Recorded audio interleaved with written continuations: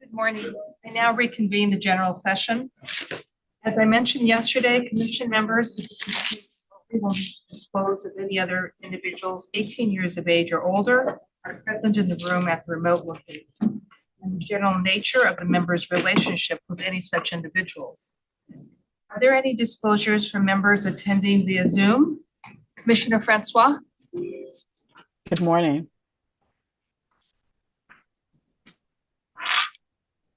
Francois, is there anyone who is 18 or older in the room with you? No. Danette tried to join. Okay. Waiting for Danette Brown to join. Good morning. I'm going to repeat what I just said. As I mentioned yesterday, commission members who participate remotely will need to disclose of any other individuals 18 years of age or older present in the room at the remote location and the general nature of the member's relationship with any such individual. Commissioner Brown, are there any disclosures for members? Are there any disclosures for you? Are you by yourself? I am by myself, no disclosures. Thank you.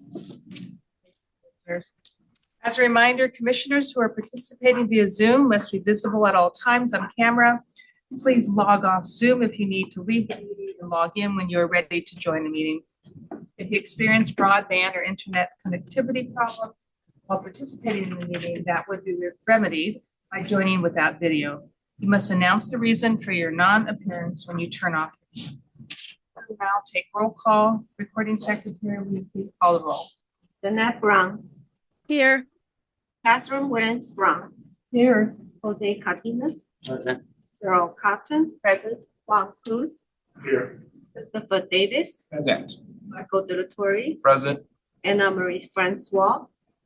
Present. Ida Gwino Shire. Present. Megan Gross. Johanna Howitt. Present. Susan Aradia. Bonnie Clark. Present. Ira Litt. Present. Monica Martinez. Shireen Powry. David Simmons. Here. Fang Yuzhou. Present. Kimberly White Smith. We have a quorum. Thank you. I now recess the general session and move to the Fiscal Policy and Planning Committee. Commissioner Cruz, will you please reconvene the committee? I now convene the meeting of the Fiscal Policy and Planning Committee. The committee has one item before it today. Item 3A is an update on the governor's proposed 2024-25 budget. It is an information item. Sarah Saley and Brian Lynn Walsh will present this item. Ms. Saley, will you please begin? Thank you, Commissioners, and good morning. I want to provide an update since our last conversation on the May revise or the governor's budget from February. So as we know, on January 10th, the governor proposed his 24-25 fiscal year budget. Fast forwarding past our February update on May 14th, the governor issued his May revise for the 24-25 fiscal year budget, and on June 15th, the legislature passed or presented their version of the 24-25 budget to the governor. The following appropriations were proposed in the May revise: $28,309,000 from the Teacher Credentialing Fund and $9,164,000 from the General Fund to support the Commission's state operations. Of these appropriations, it reflects an increase of $1.2 million for Office of the Attorney General costs associated with processing misconduct cases, and $182,000 in two positions for the Division of Professional Practices. Also, it includes a one-time adjustment of $255,000 to cover the leasing cost adjustments for the building that we are currently in. So with that said, both budgets, the legislature, the governor's May revise and the legislature's proposed budget, both of those budgets still do contemplate a 7.95% cost reduction to state operations as well as sweeps. There are additional conversations, obviously, and I'll touch those as we get into looking forward after Sarah covers the status of the Teacher Credentialing Fund. Members of the Commission, Sarah Saley, Fiscal and Business Services. Excuse me, may I ask you to use your teacher voice? Thank you. Yes, can you hear me now? So my name is Sarah Saley, Fiscal and Business Services. The beginning balance in fiscal year 23-24 was 19,171,000. The beginning balance in fiscal year 24-25 is estimated for 21,175,000. Revenues do reflect an increase of 2,004,000. That's approximately a 9% year-over-year increase from fiscal year 23-24. The expenditures reflect an increase of 2,202,000, or approximately an 8% increase. So while our revenues are going up, our expenditures are also increasing as well. So if these estimates do hold true, the ending fund balance for fiscal year 24-25 is projected to be 20,981,000. So our fund condition is holding steady, but with that being said, we don't know where our revenues will go. So we're keeping that in mind with the expenditure reduction too. So I'll hand it back to Brian. Perfect. So yes, with the ongoing budget discussions, the commission has been actively engaged with the Department of Finance, with the state Senate and the Assembly. On May 16th, actually, we did get the opportunity to outline our concerns to the Assembly Education Budget Subcommittee regarding the proposed reductions. As stated there, the cuts would reduce services and service levels impacting accreditation activities, of course, certification review and processing educator misconduct cases. As you were previously heard, we've had a 9% increase in revenue and 8% increase in expenditure. So the commission continues to be very, we run lean, so we're very mindful of the monies that we receive, we expend. So with that, we also, in that vein, we also saw a 23.6% increase in credential applications. So we are getting more work and we're being required to work with that. And so when we are doing that at this point, but with the 7.95%, that's going to obviously come at a cost at some point. So again, like I said, we are working with the legislature and the Department of Finance to seek a full or partial exemption from the proposed cuts, as that would be our best idea, right, would be to not have those cuts affect us. But obviously, we're going to continue to work with finance, with the administration and the legislature on that.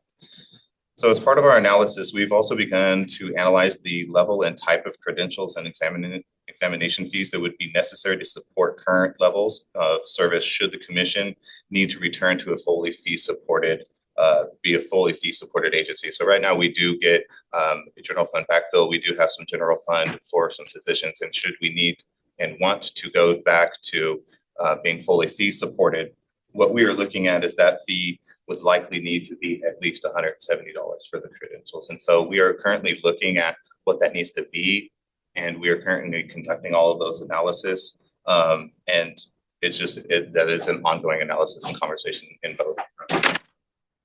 Any questions? Point. Mr. Simmons? Commissioner Simmons, I should say. Many years ago, we were given a list of all of the different licensure fees. And as I remember, we were at the bottom of the list, and I think funeral home directors were at the top as the most. And actually, beauticians, I think, were paying more than what we were paying. Do we have any idea of where we rank in terms of licensure cost? I've not seen a specific list published, but if we can get that information, it would be good information to review and look at. I can add to that. I was there. This was in 2013, actually, 2012-13, that budget. We did a lot of analysis of other state licensing agencies, and we were at the bottom. I think we're still pretty low as things go.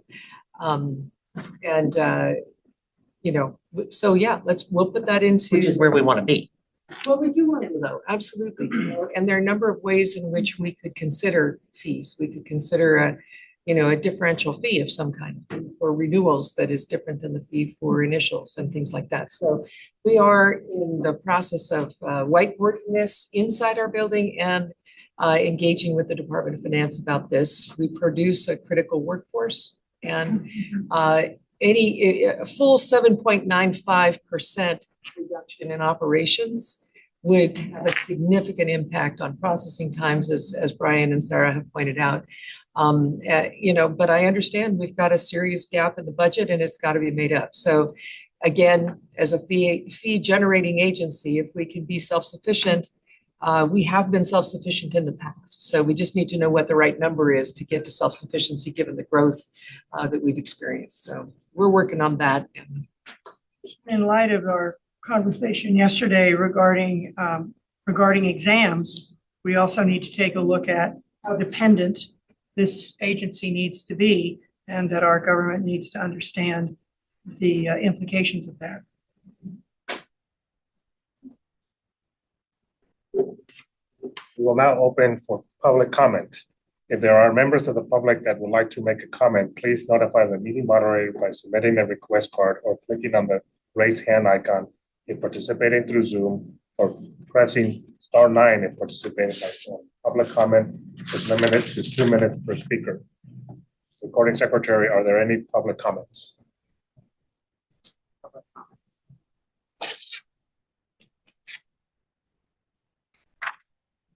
The public comment period of this item is now closed.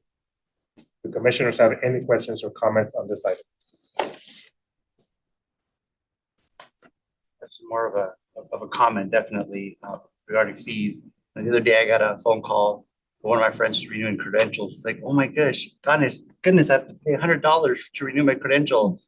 And, it just blew them away, because years ago it was, less. But like, this is a common practice right now in our society. We're passing the costs onto the consumer, right? And we're trying to get more education. Granted, we are one of the lower fees, but we're still passing this on to the student.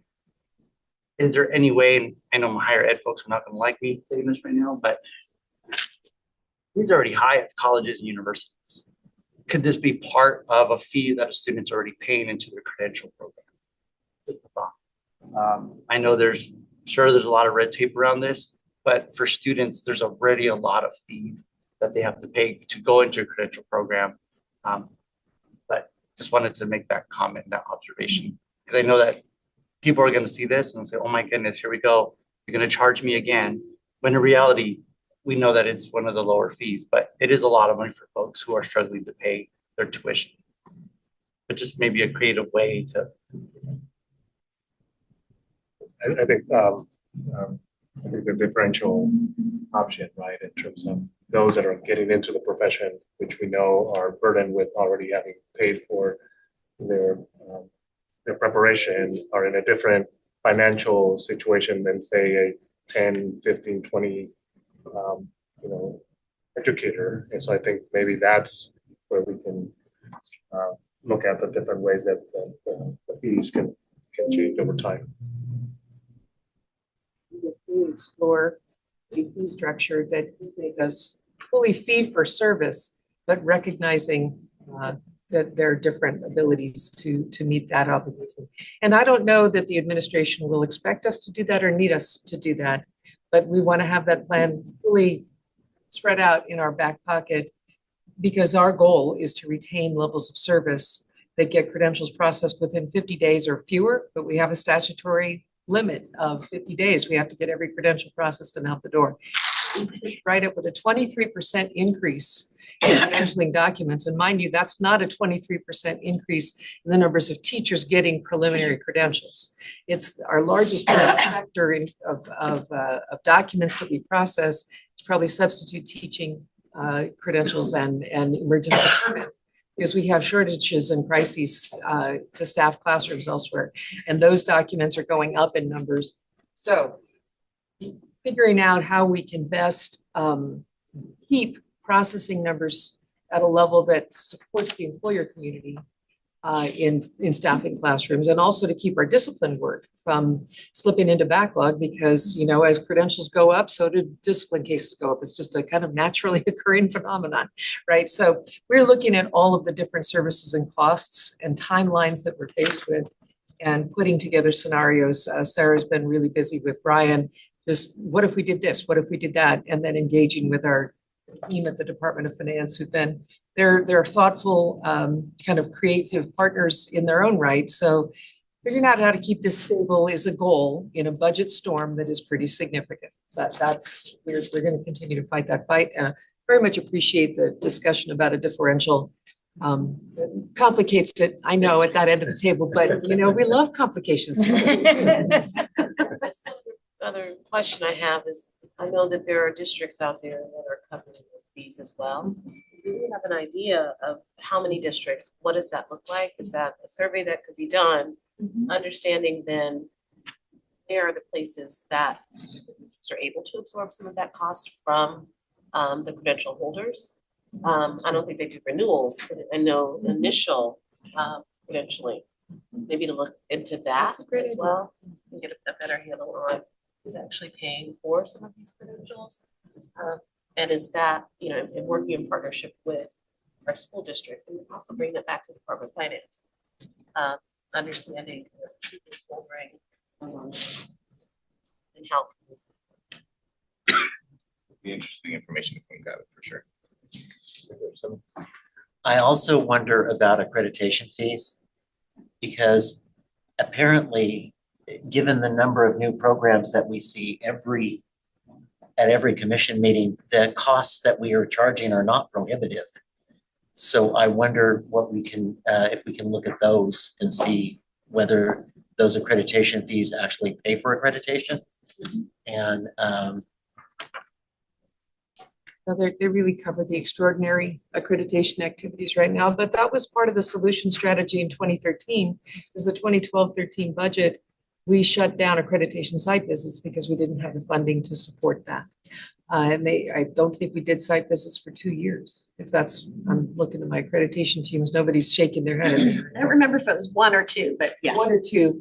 And fees were, that the credential fee, first of all, went from 55 to 70, and then from 70 to 100 every 5 years, which is still makes it low in the broader package of licensing agencies. But that coupled with recouping some costs related to accreditation was the strategy 10 years ago.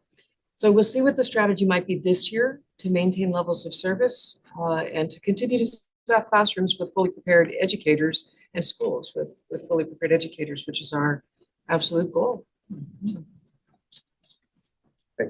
This is an information item and no action is needed. Thank you, Ms. Haley and Mr. Linder. This concludes the business before the Fiscal Policy and Planning Committee. The committee is adjourned. Thank you, Commissioner Cruz. This is the Professional Practices Committee. Commissioner Hartley, would you please lead? Thank you. I now convene the Professional Practices Committee. The committee has one item today. Item 5A is the Division of Professional Practices Workload Report. Rachel Gritzoffy will present this item. Ms. Gritzoffy, will you please begin? Thank you and good morning. News is my voice is perfect for this.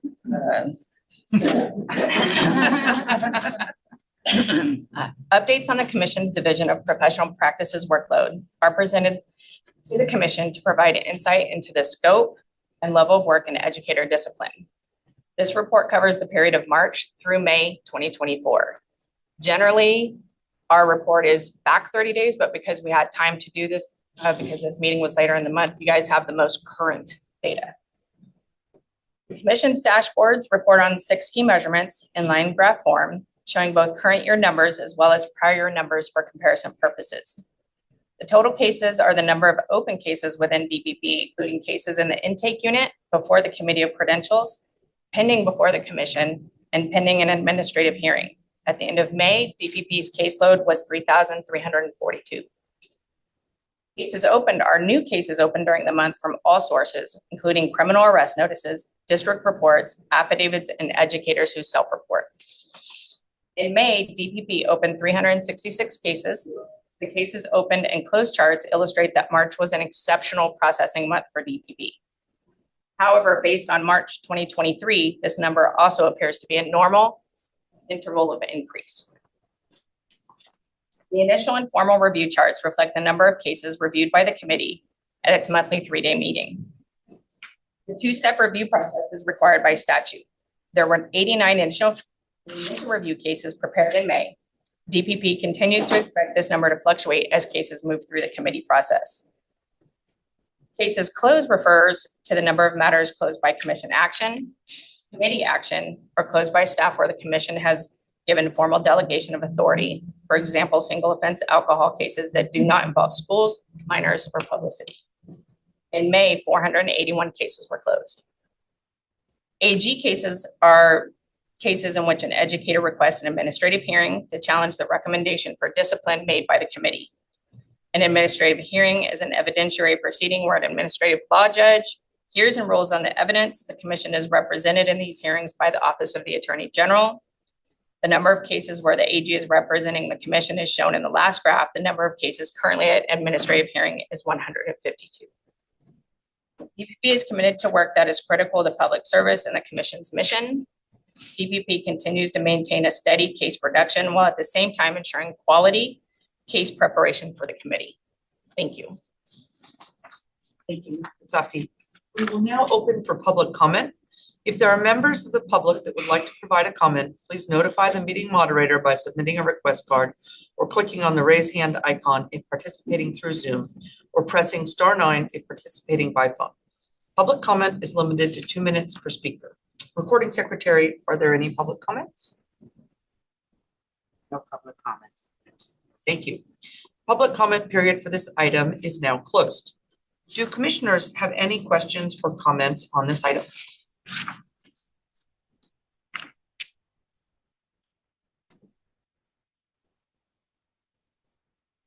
All right, I don't see any raised hands remotely or comments here, so I'll take my prerogative to first offer my thanks for the Division of Professional Practices ongoing work to make sure that this important pillar of the work of the commission moves forward smoothly, effectively, and in a timely fashion.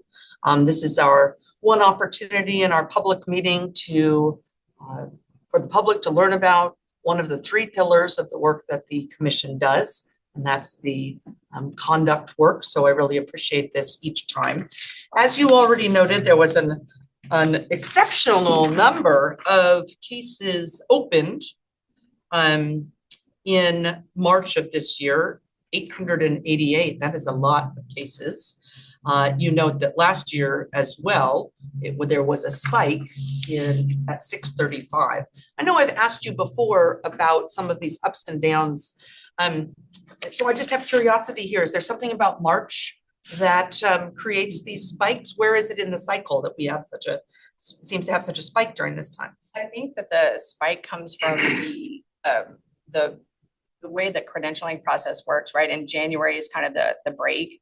And so it sometimes in that time period, then we get more cases January, more applications, more school district notifications. We get more notifications between January and February that create those peaks because of the break.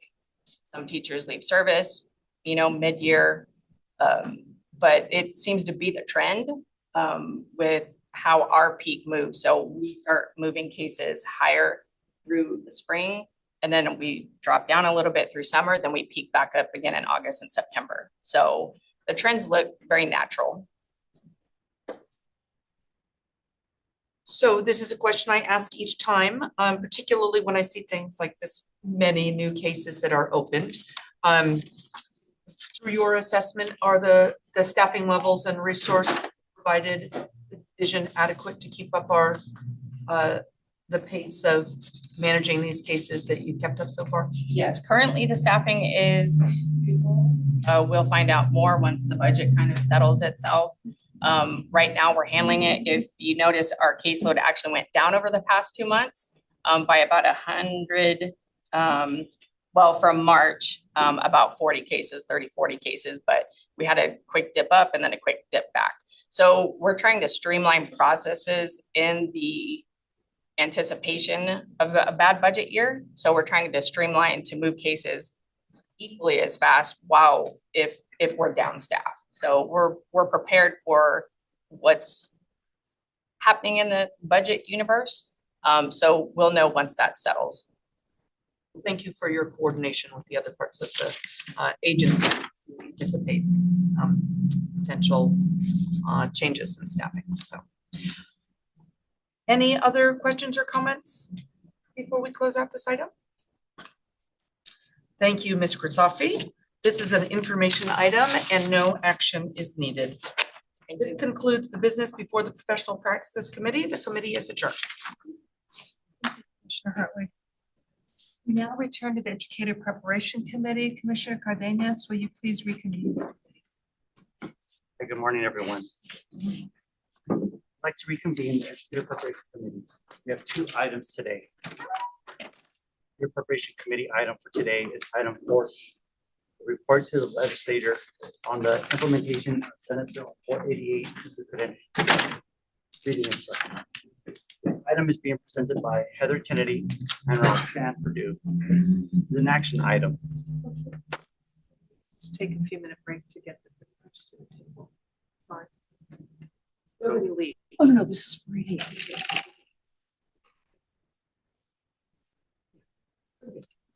I was on a different item. Excuse me. So again, this is an action item. Ms. Purdue, will you please begin? Good morning, everyone. So we're here today to provide our annual report to the legislature on the commission's progress of Senate Bill 488 from 2021. Excuse me, could you use your teacher voice? I mean that we're really having to project our voices in this room. Zoom can hear it. So Senate Bill 488 from 2021 is related to reading instruction and teacher preparation and candidate assessment. This report presents the third annual report from the legislature. First, we will provide a brief summary of the background of Senate Bill 488 for our partners and public members who are joining us today. Essentially, Senate Bill 488 required the commission to update its literacy and reading instruction standards for the preparation of teaching candidates and the corresponding teaching performance expectations, also referred to as TPEs. The bill required the commission to review all teacher preparation programs that were subject to the updated standards and TPEs and to certify that they were providing curriculum that is in compliance with the specific provisions of the related statute. Additionally, the commission must develop a new literacy performance assessment to assess candidates for competence in literacy instruction and to replace the current reading instruction competence assessment, also known as the RECA. Senate Bill 488 amended Education Code 44283, 44283.2, and 44259B, 4A, and B in order to require the commission to complete a series of actions related to literacy instruction. These sections of statute specify that the study of effective means of teaching literacy and evidence-based means of teaching foundational reading skills are included as part of the minimum requirements for a preliminary multiple subject credential, single subject credential in English, education, and an education specialist credential. The statute further mandates that the study of the effective means for teaching literacy also be aligned with the current State Board of Education adopted English Language Arts, English Language Development, also known as ELA/ELD framework, and incorporate the California Dyslexia Guidelines. A summary of the Commission's progress in implementing the provisions of Senate Bill 488 may be reviewed in Table 1 at the beginning of page 3 of the item. As noted, the Commission has adopted a new literacy instruction standards and TPEs for all specified credentials as outlined in statute. These standards and TPEs were developed with input and assistance from a 27-member literacy work group appointed by our executive director and representing a broad base of constituents. Wait. My teacher voice doesn't extend that far. There are several items currently in process related to the implementation of the provisions of this bill. For example, Commission staff is currently in process of certifying all accredited teacher preparation programs impacted by the updated standards and TPEs. A program sponsor alert, PSA 2401, was issued providing programs with instructions for submitting documentation that will be used in this certification process. Programs were able to begin submitting their documentation for certification to the Commission beginning April 26, 2024, and with a final deadline of October 4th, 2024. Currently, staff provides technical assistance for the certification process through virtual office hours and publishes a question and answer document based on those sessions.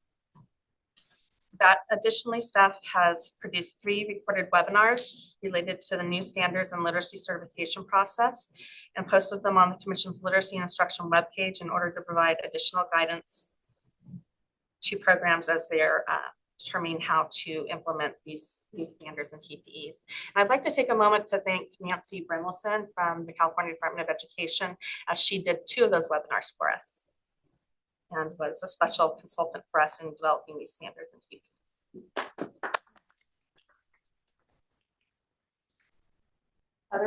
Heather Kennedy. We can't hear you, Miss Kennedy. You're still on mute. Hold on, I think it's the system. Just double checking our system right now.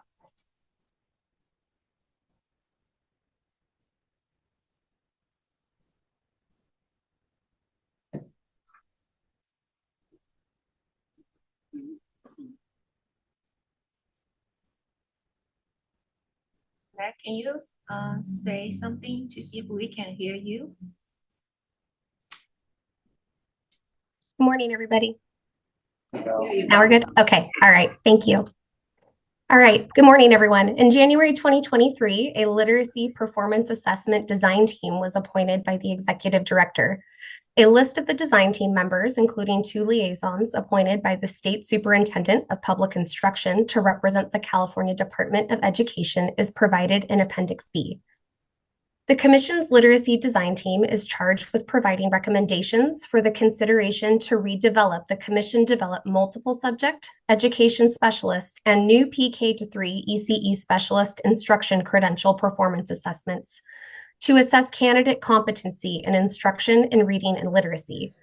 The teaching performance assessments rely on professional assessment of teacher performance based on a range of evidence and the informed application of analytic performance-focused rubrics by trained and qualified assessors. As required by statute, these performance assessments meet the Commission's adopted performance assessment design standards. Since the prior report to the Legislature, the design team has met 6 additional times and has accomplished the following. They've continued to develop tasks and rubrics for the pilot version of the Literacy Performance Assessment. They began work on the program faculty guide.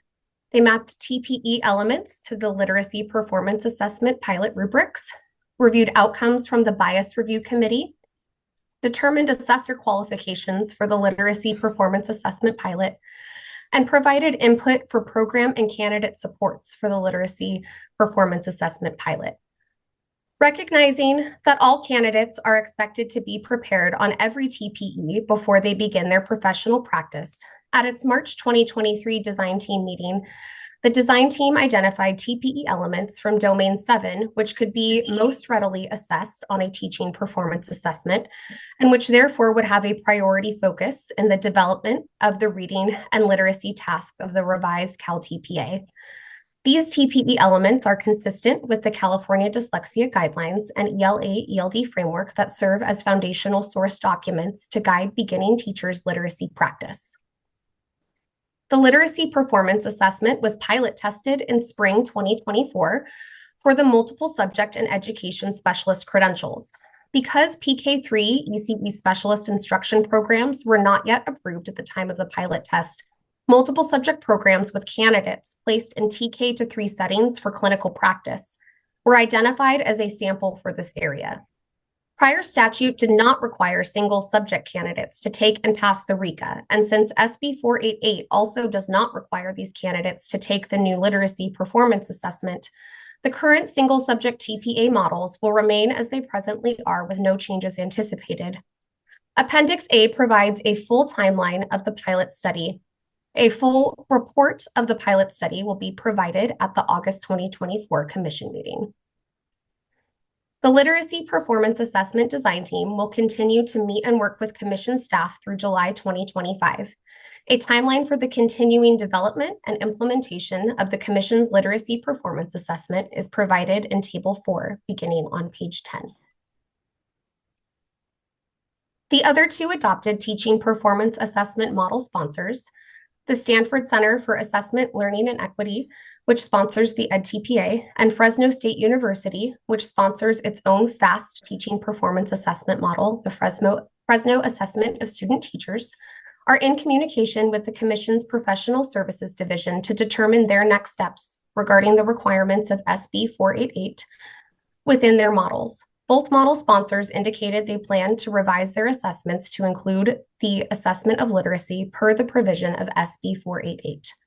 All models will need to be reapproved by the Commission prior to July 1st, 2025 to meet the literacy performance assessment requirement pursuant to the provisions of SB 488 to retain their Commission performance assessment approval status. Commission staff has a number of next steps planned to implement SB 488. Technical assistance during this transition is critical, and we want to highlight these two next steps. Providing technical assistance to programs throughout 2024 and 2025 to ensure that all affected teacher preparation programs receive support for transitioning to the new literacy instruction program standards and TPEs, and identifying literacy performance assessment field test programs and providing technical assistance to programs, including cooperating teachers supporting candidates in the literacy performance assessment field test throughout 2024 and 2025 to ensure that all field test programs, candidates, and cooperating teachers receive support for the literacy performance assessment. All new PK3 ECE specialist instruction programs will receive support for the literacy performance assessment field test. An overview of these next steps is available in Table 3, beginning on page 7, with a full list available on page 11. Staff recommends that the Commission approve the third report to the Legislature on the implementation of Senate Bill 488 teacher credentialing, reading instruction for the transmittal to the Legislature. If this report is approved, Commission staff will transmit the report included in this agenda item to the Legislature as mandated by SB 488 and will continue with the activities outlined in the report. We can take any questions. Thank you very much. We will now open up for public comment. If there are members of the public that would like to make a comment, please notify the meeting moderator by submitting a request card or by clicking on the raise hand icon if participating through Zoom, or pressing *9 if participating by phone. Public comment is limited to 2 minutes per speaker. Recording Secretary, are there any public comments? No public.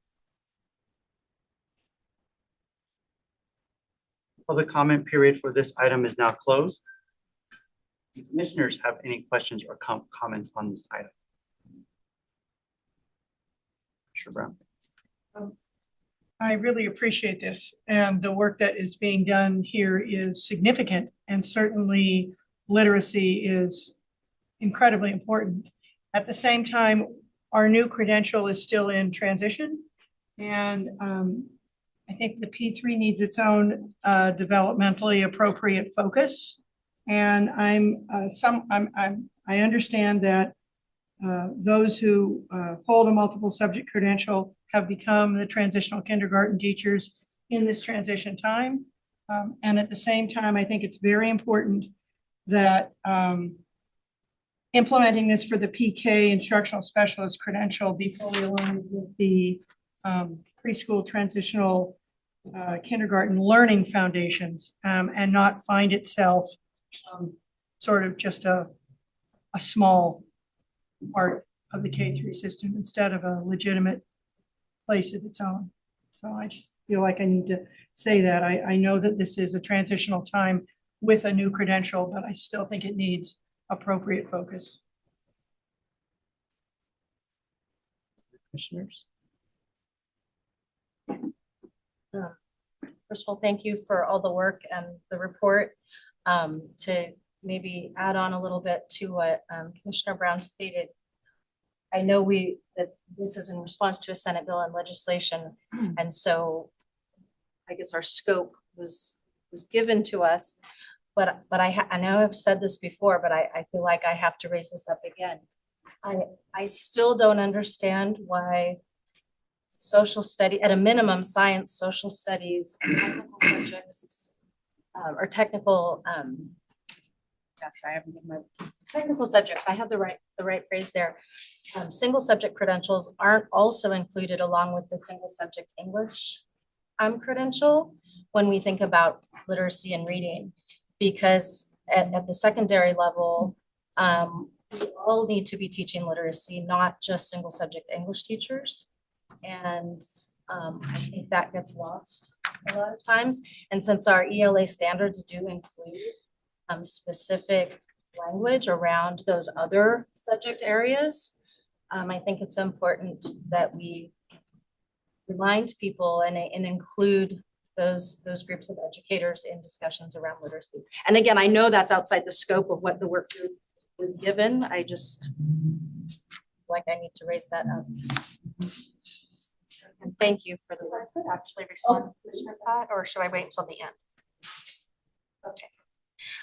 So the report and our overview were about what falls under the requirements of SB 488, but our actual standards and TPEs do include all single subject academic content standards as part of the literacy standards and TPEs, along with the single subject English language arts and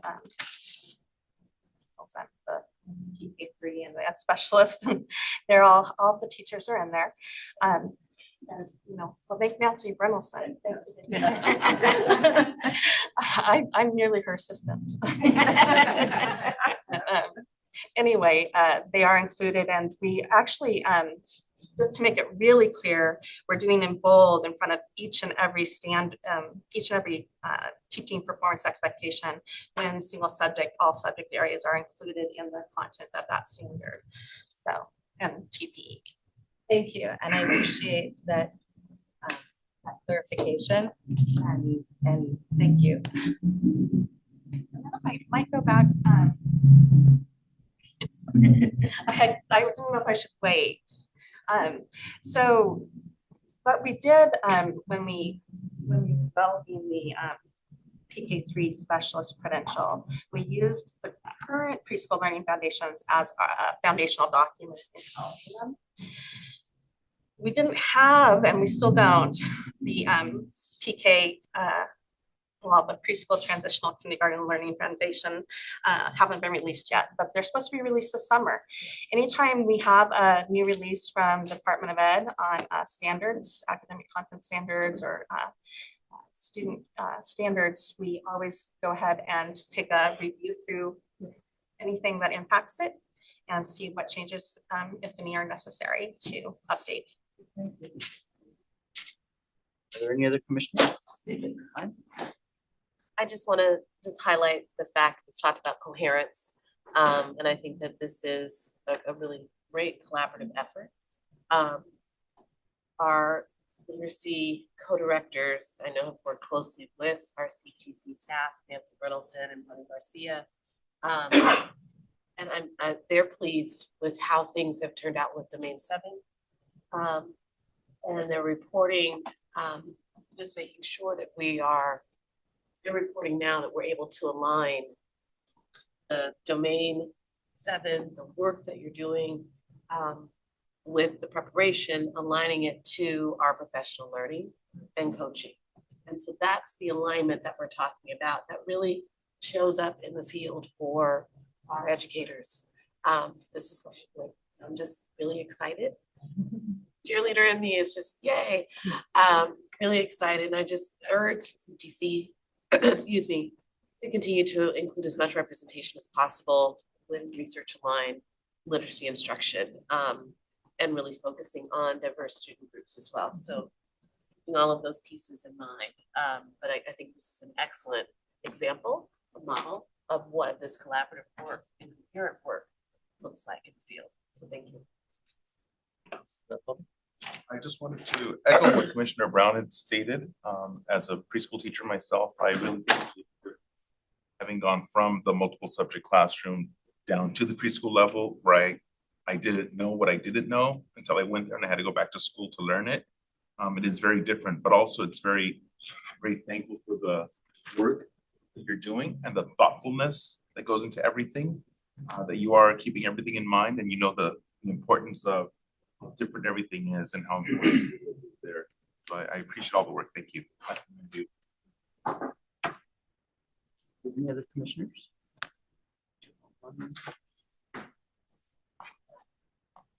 Is an action item. Do I have a motion that the commission approve the legislator on Senate Bill 488, teacher credentialing, reading instruction for transmittal to the legislature? So moved. Commissioner Davis. I have a second.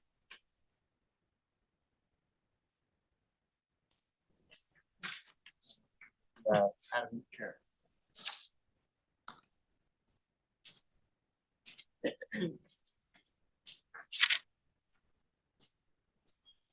Are there any further discussions? All right, will the recording secretary call for the vote? Each member please respond with aye, nay, or abstain. Brown, Aye. Aye. Earl Carlton, Aye. Juan Cruz, Aye. Christopher Davis, Aye. Michael Del Aye. Theophano Shire. Aye. Johanna Howard. Aye. Tony Khan. Aye. Ira Lit. Aye. Amy Simmons. Aye. Aye. Carries. Thank you, Ms. Kennedy. Thank you, Ms. Purdue. Also thank you to the members of the public who also responded as well. Thank you. Have a great day. Our last item is the Educator Preparation Committee is update on the teaching performance assessment, a report from the Learning Policy Institute, and further information regarding implementation of the teaching performance assessment requirements. This item is being presented by Amy Rising and David DeGear. Joining them are Dr. Susan Kemper-Patrick and Tara Kinney, Learning Policy Institute. The information, action item. Ms. Rising, will you please begin? Morning, commissioners. Is our LPI person? Yes. Okay, good. We're all here now. Susan. Morning, Susan. Morning, commissioners. Good morning. David here, Director of the Professional Services Division, and I, along with our colleagues from LPI, will be presenting to you this morning item 4F, update on the teaching performance assessment, a report from LPI, and further information regarding implementation of the TPA requirement. It is an information action item. Staff recommends that the commission discuss this item and then provide any direction to staff as you deem necessary.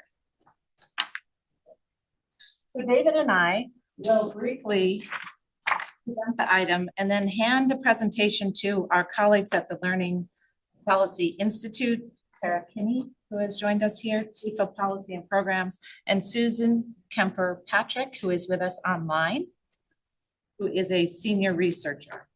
Sarah and Susan will provide information from their recently released report called How Preparation Predicts Teaching Results.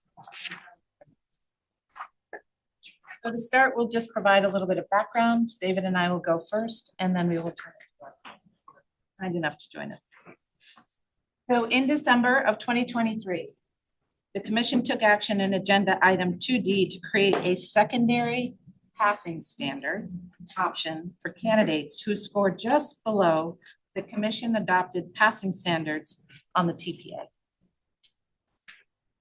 This option allows candidates to work with their preparation programs to demonstrate mastery of teaching performance expectations through other sources of evidence, allowing programs to certify that these candidates have in fact met the TPA requirement, the TPA thus measuring teaching performance expectations.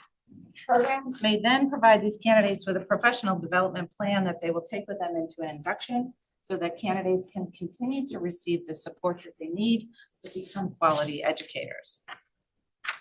Agenda item 5A, which was presented at the April 2024 meeting, discussed proposed legislation, SB 1263, which would have eliminated the teaching performance assessment and the reading instruction competence assessment as requirements for all credentials that presently require passing these assessments. The bill was amended June 18th, 2024, to remove these provisions and instead requires the commission to establish an expert panel of classroom teachers, teacher education faculty, and performance assessment experts to review current implementation of the TPA requirement and identify these areas for improvement. Agenda item 6A, which is coming up this morning, will include further information on this event, and the insert is provided for you with an updated analysis and recommendation for commission action. So going back to April. In April of 2024, the meeting discussion of item 5A, you all commented on information provided in the recently released Learning Policy Institute report. And so we have the authors with us today to really provide that overview and in-depth discussion of their findings. The study that LPI conducted found differences in candidate success on TPAs across programs and preparation experiences that relate to the level of support provided to candidates to practice their teaching and document skills relative to TPEs measured on the TPAs, and how the feedback was provided to candidates. So when we turn the presentation over, we will have a lot more information on their findings for you this morning. Also during that discussion in April, you all expressed concern about the range of candidate experiences with TPAs as reported in the recent California Teachers Association survey of their members.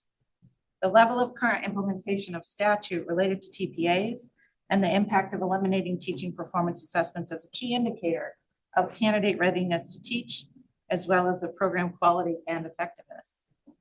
Commissioners directed staff to provide additional information at the June 2024 meeting, and we are here today to provide some of that information to you.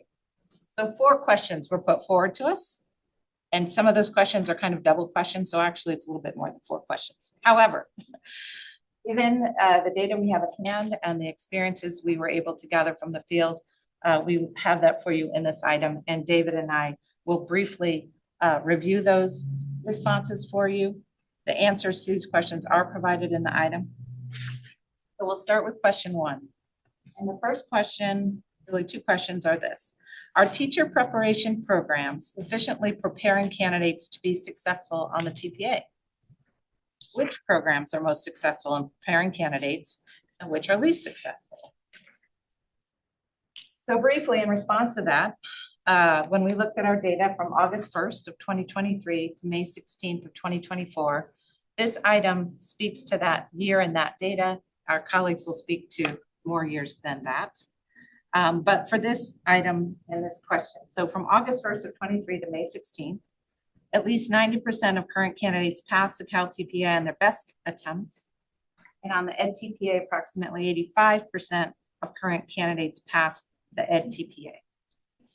Table 1, page 3, and Table 2, page 4, provide best attempt pass rate data, number and percentage of candidates who fell within the -1 standard error of measurement, and for those who fell below the -1 standard error of measurement for the Cal TPA and the Ed TPA. On page 5 of the item is a brief summary of this data. So again, when we looked at the data from August 23rd to May 16th of 24, we did have 4,751 Cal TPA unique candidates pass. Another 3,252 unique candidates pass the Ed TPA, with a total of 8,003 candidates passing. We did have 760 unique candidates across both models that fell into that secondary passing window. So we set the secondary passing, which was for points slightly below the current set passing standard. And we did have a number of candidates, 760, who fell into that window between August and May.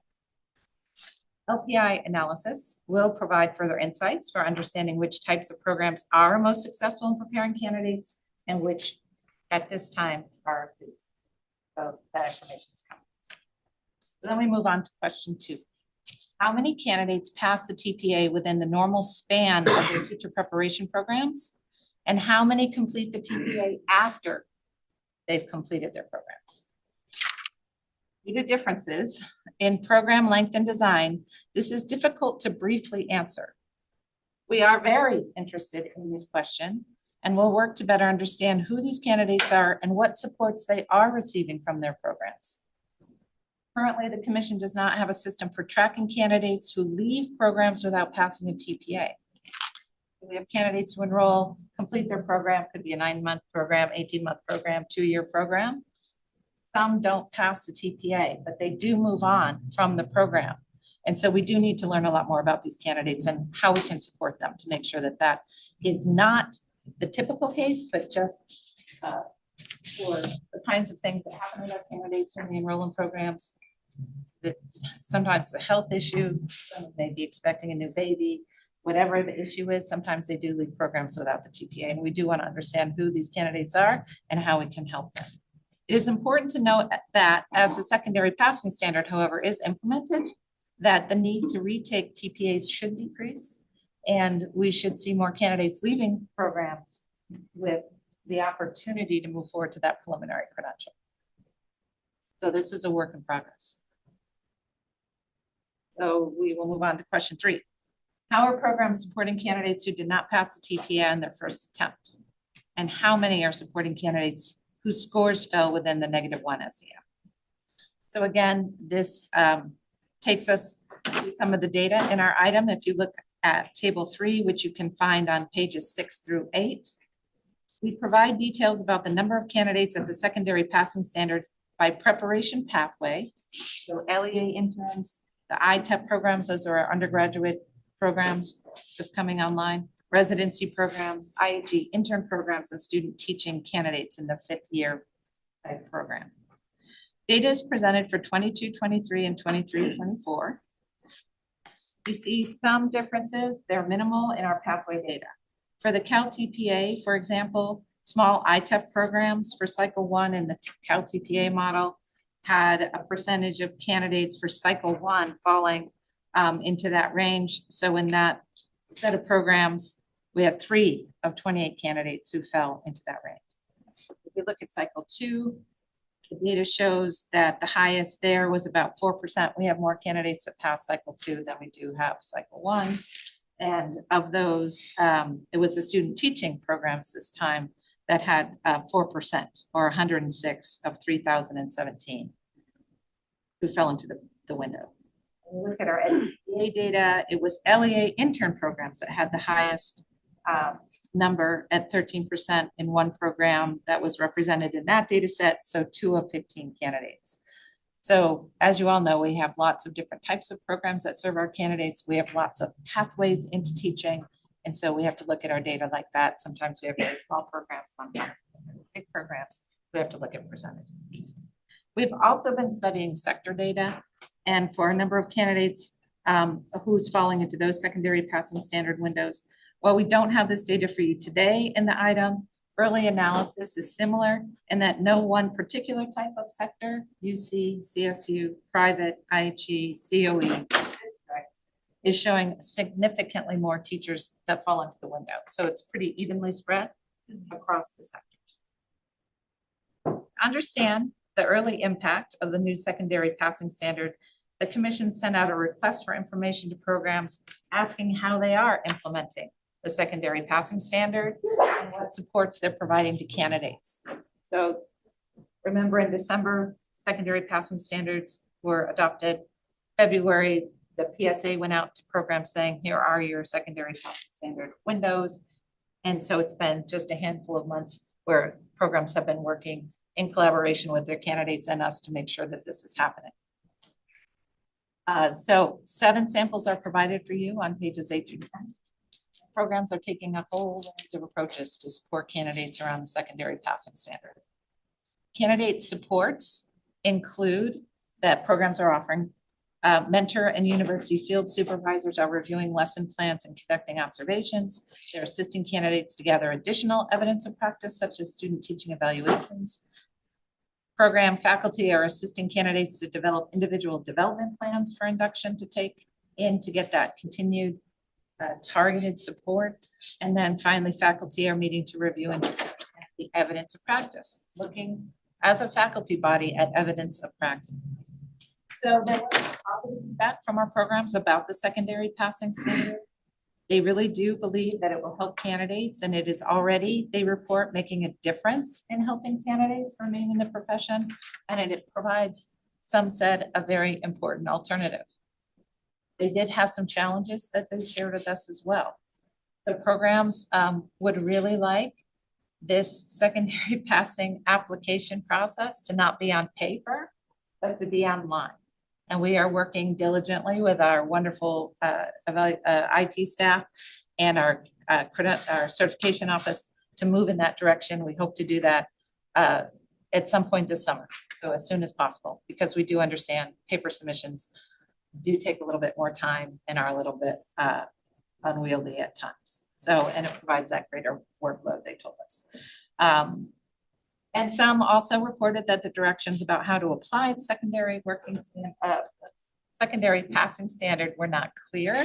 So we will be working to make sure that everyone is clear about how to do this, and we will be there to support them. So those are answers to the first three questions to the best of our ability that we could provide today. And I'm going to turn it to my colleague David to talk to you about the fourth question. Good morning, Commissioners. Question 4 was, how are the levers of accreditation being applied to look at whether preparation programs are serving their candidates sufficiently? Currently, standards 4 and 5 are most closely related to programs' responsibilities for implementing TPAs and providing candidate support. So they are a focus of accreditation. Appendix A identifies examples of specific findings in accreditation reports where programs were identified as needing improvement on these standards. In all cases, follow-up with the programs occurred until all concerns were addressed. That said, staff believes that it is time to review these standards to clarify and strengthen them so that the required levels of candidate support are clear to all. In addition, we are finally getting to a point where we will have 2 years of clean data post the COVID-related school closures. We are working with our Harvard Strategic Data Fellow to develop pathway level overviews for each preliminary credential preparation program that pull together candidate, assessment, survey, and faculty data to make it easier for staff and BIR members to have access to important program quality and effectiveness indicators. These overviews will help to identify areas of program strength, as well as areas that may need deeper review. We plan to use these overviews to identify on a yearly basis which programs have low first time and overall TPA pass rates so that we can meet with those programs to provide technical assistance and work together on an improvement plan. Additionally, new policies related to that data could be considered. For example, the commission could determine that any institution with a pass rate lower than a certain percentage would have a particular accreditation action in response to the data so that would have a particular accreditation action that would require an action plan for making curricular changes in clinical practice, or support candidates are receiving in an effort to improve the overall success rate of candidates on the performance assessment. The commission could also consider requiring programs to provide data about candidates from enrollment so that we could better answer questions like number 2 above. Now I'll turn it back to Amy. David. So the item goes on and provides part 2. So in part 2, I just want to briefly speak to what is provided in the item for you. In part 2, we provide information about improvements that are already underway in the TPA process. So you heard from Roxanne and Heather about the literacy performance assessment work that is currently underway. So in that work, we have been able to apply the feedback received from teachers in the CTA survey to address those challenges. The LPA pilot in the pilot, we were able to increase flexibility and choice for candidates, particularly around how we capture teaching practice on video. We moved to having the opportunity for commentary for candidates to respond more fully to what they're doing in their videos and really explain their teaching practice. And then we also moved from, for example, 3 focus students to 1. So thinking carefully and deeply about the feedback that we get from candidates, we have begun to address those things already in the pilot. And when we come back here in August with you, we will present all of the information about the findings in the pilot. And it's very exciting because we do think that some of these changes are appealing to candidates, and candidates are reporting in early feedback. I don't want to give away our presentation in August that some of these things are really working. Yeah, I want you all to come back in August to hear about it. Anyway, moving on to this, back to this item. So the pilot has provided that opportunity for us. We took advantage of, getting right to work on making sure that we're meeting the needs of candidates and making this a useful experience for them. So the LPI report that you're going to hear about any minute now is going to provide additional approaches for consideration. And they suggest additional ideas such as creating more opportunities for programmatic learning and improvement as we go. So, Commission directed us as staff in December to establish an expert panel to provide advice and recommendations about the structure and implementation of TPAs. Amendments to SB 1263 that were made on June 18th reinforce the need for this action. Several key areas may be considered for actionable change for all commission-approved TPAs. For example, this panel may consider some or all of the following. Strategies to identify and mitigate challenges in the TPA process for candidates. Review and update program standards 2, 3, 4, and possibly 5, as David spoke about. Identify needed technical assistance, making it perhaps mandatory for programs whose outcomes are lower than would otherwise be expected. And finally, as David spoke about, considering a threshold based on passing percentage that would require programs under this threshold to engage in professional development and technical support, and potentially establish a certification process for all programs to really document the program supports they provide to candidates, the feedback that they're offering on teaching practice during clinical practice and within courses, and remedial coaching for candidates. David's going to wrap this up by just speaking to some next steps that we will be taking, and then we will move to our colleagues. So consistent with the current updated direction of the amended Senate Bill 1263, staff will begin the process of identifying a performance assessment expert panel to address needed improvements for candidates indicated above.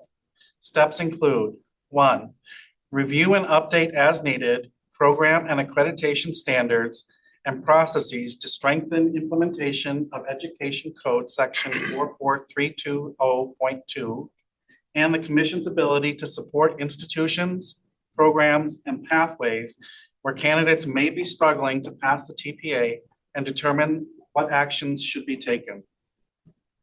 2, implement successful TPA innovations that were pilot tested in the LPA during spring 2024 as described above, and work with all commission-approved TPA model sponsors to bring these innovations into all approved TPA models and all of the Commission's other performance assessments. 3, commit to work collaboratively with educational partners and communities of interest to ensure a workable, accessible, preparatory teaching performance assessment along with TPA implementation and support processes that adds evidence to submit to document candidate readiness for licensure, as well as informs program quality and effectiveness in preparing teacher candidates to effectively serve all California students. We now turn the presentation over to Tara, who's here with us in person, and Susan, who's online. Good morning, everyone. Can you hear me?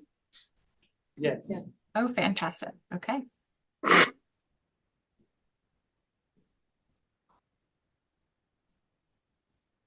All right, and can you see the slides? Yes. Fantastic. Okay, let's get started. Good morning, everyone. My name is Susan Patrick. I'm a senior researcher at the Learning Policy Institute. Thank you so much for the opportunity to present today. So for the past 3 years, we've had the great privilege of working in partnership with the Commission staff on a series of reports about California educator preparation and induction. So today we'll be focused on the teaching performance assessment work. We do have a full report and a brief available on our website, and I know Tara also has copies of the brief if you'd be interested in seeing it there in person today. So today's presentation is going to cover the content from the report, but we've also done a few additional analyses that were requested by Commission members. So there will be a few things in the slides that are not in the report, and I believe the Commission members have copies of the slides for your reference. So the goals of this analysis were really to better understand variation in California candidates' success on the TPA, and especially what is associated with a higher likelihood of passing or higher scores. So the commission staff provided us with 3 data sets that we used in this analysis. So those included teaching credential information, the TPA records at the assessment level, and the program completer surveys.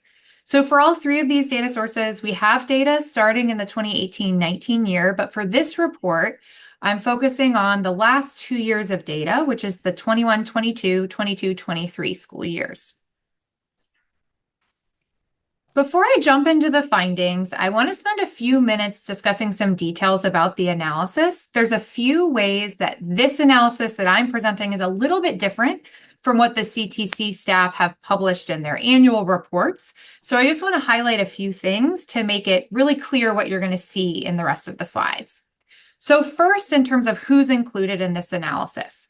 So I'm focusing on California teaching candidates who took either the Cal TPA or Ed TPA, so the 2 TPAs in statewide use. And throughout most of the analysis that I'll show today, I'm combining test takers. So it's everyone who took either exam. There's a few analyses where I'll break them apart, and that should be pretty obvious on the slides because I'll show each one separately. Next, I'm focusing on the last 2 full years of data. So that means the 21-22 and 22-23 years. So it's important to remember that the pandemic deferral was still an option for candidates in the 21-22 year. So that exemption ended in August 2022. So this analysis is only going to include candidates who took the TPA before receiving their preliminary credential. So it's not including any candidates who got that deferral. So this leaves me with about 18,500 candidates. So this includes multiple subject, single subject, and a few education specialist candidates. Because the education specialist TPA was just coming online during this time period, there's only 341 education specialist test takers in this sample. So they're there, but only a small number. And then for certain parts of the analysis, I'm going to focus on program level data. So in these analyses, I'm including programs that had at least 5 candidates take a TPA during this 2-year period. So this is 263 programs statewide. I'm defining programs based on the institution, the credential area, so multiple subject, single subject, ed specialists, and the pathway, either pre-service or internship programs. So for example, all candidates enrolled in San Diego State's pre-service single subject program are counted as belonging to one program, while those in San Diego State's internship single subject program are being counted as belonging to a different program. So that's just good to keep in mind when we start looking at that information. The other thing that I just wanted to briefly discuss is how we're measuring TPA performance. It's a little bit different from how the commission staff does it, so I just want to be really clear so everyone knows what you're looking at when we get into the numbers. So since the Cal TPA and the Ed TPA are a little bit different in their administration, this affects how we measure passing. So I'll talk about the Cal TPA first, which is administered in 2 cycles. And so during this 2-year period, there were about 11,000 candidates who took the Cal TPA. So that's about 60% of all tested candidates. And in this analysis, we're going to do something which we call initial passing, which means passing on your first attempt. So since Cal TPA candidates have to take 2 cycles, initial passing means you passed on your first attempt at both cycles. We're also going to do what we call eventual passing. That means you're passing across all your attempts. So for Cal TPA candidates, this means passing both cycles across all your attempts. Also for the Cal TPA, I just want to note that we're including all candidates who at least attempted 1 cycle, but there's one exception to this, and that is candidates who took cycle 1 of the Cal TPA in spring 2023, but never attempted cycle 2. Because the data is collected kind of in August, September of each year, we think some of these candidates may not have had time to get to cycle 2. So they're excluded from the data set here. Switching over to the Ed TPA, so about 40% of tested candidates took the Ed TPA, so that's about 7,400 candidates over this 2-year period. And then since Ed TPA is administered all at once, this is a little bit more straightforward. So for initial passing, that means you passed on your first try, while eventual passing means you passed across all of your tries. So in the report, we also include some analysis of candidate scores, but for the sake of time, I'm only going to focus on the results around the likelihood of passing today. So let's move into the key findings. There's kind of three sections of the key findings, and I'm going to start with the findings around candidate characteristics. So first, we examined whether passing rates varied by preparation pathway, comparing pre-service candidates who are completing a TPA during student teaching or residency to those in internship programs. So as shown here in the graphic, pre-service candidates, they're in the light blue bar, are more likely to pass a TPA on their first attempt or across all attempts when compared to interns. And importantly, for much of the data, we could not distinguish between student teachers and residents. We do have some information for a subset of candidates. So that was about a quarter of the total candidates in this analysis and excluded the CSU candidates. So for that subset, we can link the TPA records to the program completer survey results. And so for this subset, we can see that residents were the most likely to pass a TPA on their first try, with 88% of residents passing a TPA on their first try, compared to 83% of student teachers and 72% of interns. I think there's more analysis that we could do to better understand how this might look different for residents compared to student teachers and interns. Given the importance of further diversifying the teacher workforce in California, it's important to understand if there are racial and ethnic disparities in TPA pass rates, and if so, what may explain these disparities. For the last few years, the CTC staff has been publishing passing rates by candidate race ethnicity. Those rates are available in the annual reports on the TPAs. In those reports, there is some evidence that passing rates have been lower for Black candidates and in some cases, Native American candidates. Notably, those reported differences in TPA passing rates are quite a bit smaller than the racial or ethnic disparities reported on the CBEST or the CSAT exams. And those passing rates don't take into account the actual preparation experiences that candidates have. So our prior work has found that Black and Native American candidates in California are more likely to attend internship programs. And we just saw on the previous slide that average passing rates are lower for interns. Unfortunately, in the data that we had for this analysis for the report, we could only link TPA records to race ethnicity for about a quarter of the candidates, again, excluding CSU candidates. And within this subset of candidates, we do see some evidence that there's a link between program passing rates and disparities across candidate race ethnicity. So among programs that generally have higher passing rates, there are fewer disparities by candidate race ethnicity. In particular, there were not statistically significant differences among programs with eventual passing rates above 90%. We'll see in a few slides that most programs fall into that category. This suggests that at least some of the differences in passing rates that are reported in the CTC annual reports may be driven by access, kind of who is attending which preparation programs. I think there's definitely more work to be done here, and we've been working with the CTC staff to get a better set of data to really further explore these differences for all candidates, not just this subset of candidates. And then finally, I wanted to offer a few details about candidates who do not pass on their first attempt. So these analyses were in response to a commissioner question. So not all of what I'm showing you today is in our published report. And it's important to note that this analysis that I'm showing you predates the commission's change in policy from December 23 that created the secondary passing standard. So that's important to keep in mind. Because the administration of each TPA differs, I'm going to offer some separate data points for Cal TPA and Ed TPA. So I'm going to start by talking about Cal TPA candidates, and this will help you understand the percent of candidates who are passing on their first try versus subsequent tries. So as you can see in kind of the top table, for the cycle 1 of Cal TPA, 74% of tested candidates over this 2-year period passed on their first try.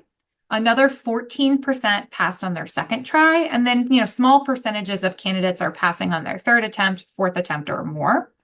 And then in this 2-year period, 9% of tested candidates never passed cycle 1.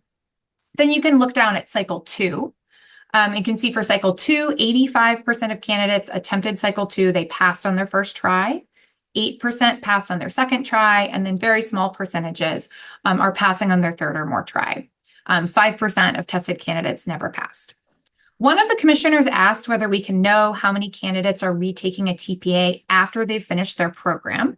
As the CTC staff has already talked about, that's pretty hard to understand. But one thing you can look at in this data is the amount of time that lapses between your first attempt and your passing attempt for those candidates who don't pass on their first try. So what I'm going to be showing here is looking at Cal TPA Cycle 2 candidates and just looking at the candidates who failed on their first try, but passed on a subsequent try. So you can see here, this is about 1,200 candidates. And then you can look at how much time lapses between their first attempt and their passing attempt. So for about half of those candidates, they're passing within 3 months of first taking Cycle 2 of Cal TPA. However, you can see there is this subset of candidates, it's 29% of candidates, who are passing more than 6 months after they first attempt Cycle 2. This data does include the tail end of the pandemic, so this may partially capture some disruptions that occurred because of pandemic-related closures. We're not totally sure. Now we're going to look at the same data, but for Ed TPA. The patterns are very similar to those that are in the Cal TPA Cycle 2 data. So 82% of candidates pass the Ed TPA on their first try, 7% pass on their second try, and very small percentages are passing on their third or more attempt. 8% of candidates never passed. Looking at the same information for this subset of candidates that don't pass on their first try but pass later, we see some similar patterns. So about 60% of candidates are passing within 3 months of their first attempt, but there still is this subset of candidates, in this case it's 24%, that are passing more than 6 months after their first attempt. I also wanted to show a question from the CTC's Program Completer Survey. This is a question specifically for those candidates who had to retake a TPA. So this is the question that's on the Program Completer Survey. So the survey is asking program completers who didn't pass on their first attempt about how well their program provided remediation.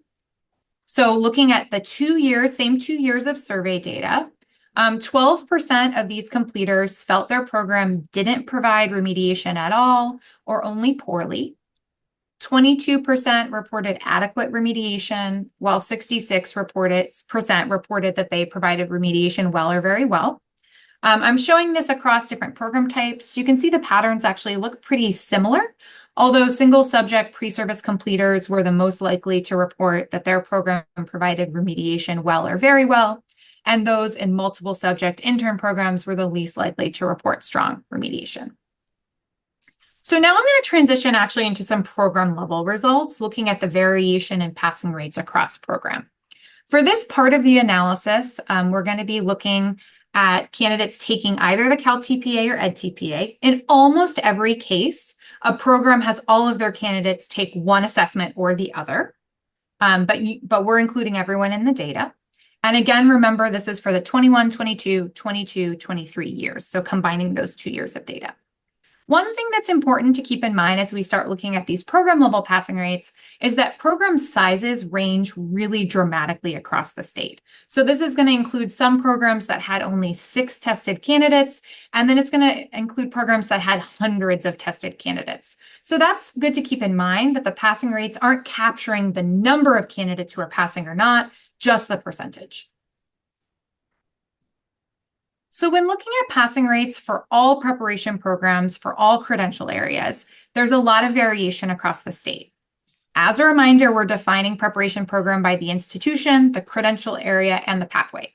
So there were 263 preparation programs with at least 5 tested candidates. Of these, 167 programs, or just over 60%, had at least 90% of their tested candidates pass a TPA across all of their attempts. 101 programs, or about 40% of all programs, had eventual passing rates above 95%, and 61 programs, or about a quarter of all programs, had all of their tested candidates pass a TPA. In contrast, though, there is this smaller subset of programs with much lower eventual passing rates. This includes 35 programs, about 1 in 10, that had eventual passing rates under 80%.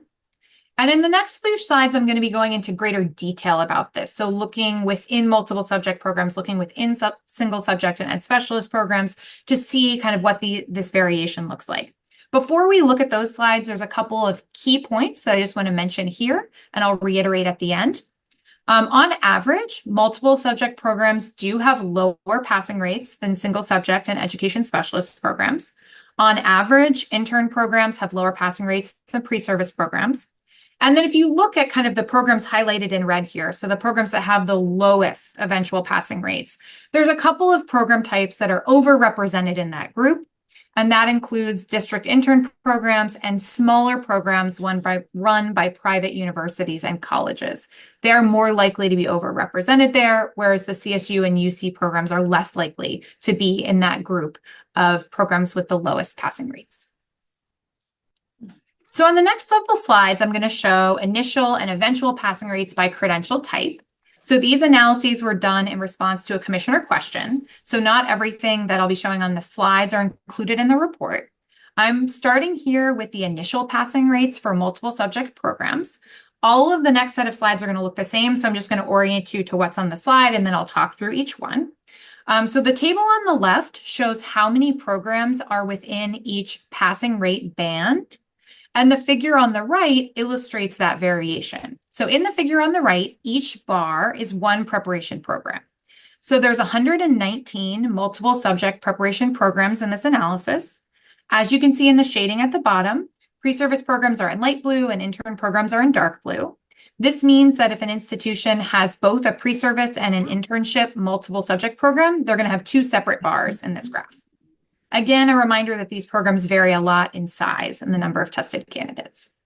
As I mentioned, passing rates are lowest among multiple subjects programs. And as you can see here, there's a very wide variation in the initial passing rates for these programs. There were 45 multiple subject programs with initial passing rates lower than 60%. And as you can see in the figure, there are some programs with initial passing rates well below 60%, including a number of intern programs. Now I'm going to transition to a slide that still includes multiple subject programs, but now we're looking at eventual passing rates instead of initial passing rates. So this is showing the percent of tested candidates who passed across all of their attempts. The first thing to note is that these rates are much higher overall, which is what you would expect. And you can see if you look in the table that about half of the programs have eventual passing rates above 90%, with 17 programs having all of their tested candidates pass. There still is this small subset of programs with low eventual passing rates, with 8 programs that have eventual passing rates under 70% and 16 with eventual passing rates between 70 and 80%. Now we're switching to single subject programs. So there are 120 single subject programs in this analysis. As you can see, there's still a lot of variation in the figure here, but there are fewer programs with really low initial passing rates, with just 11 programs with initial passing rates under 60%. As you can see in the figure, there are more internship programs in the dark blue bars clustered at the low end here, although there is wide variation among both intern and pre-service programs in terms of their initial passing rates. And now I'm showing eventual passing rates for single subject programs. Eventual passing rates are much higher overall than initial passing rates. About 3/4 of programs have eventual passing rates above 90%, with 24 programs having all of their tested candidates pass. There still is this small subset of programs with low eventual passing rates, with 9 single subject programs with eventual passing rates under 80%. Finally, I wanted to show these rates for education specialist programs. As I mentioned at the beginning, because the education specialist TPAs were just coming online during this time period, you have a small number of programs and candidates represented here. So statewide, it's only 341 test takers. And so these are kind of suggestive of, the initial results for education specialist programs. As you can see, passing rates are fairly high across these programs, although there are a handful of programs with initial and eventual passing rates under 80%. Finally, I wanted to note that the commission staff have been looking at the detailed information about the passing rates, and the slide deck does have a couple of supplementary slides at the end that has a bit more detail about the patterns in the passing rate data. So what type of programs are in the different passing rate bands. So those are at the back of the slides if you'd like to refer to them. There are a couple of patterns that I think are worth noting when you look across the 3 credential areas.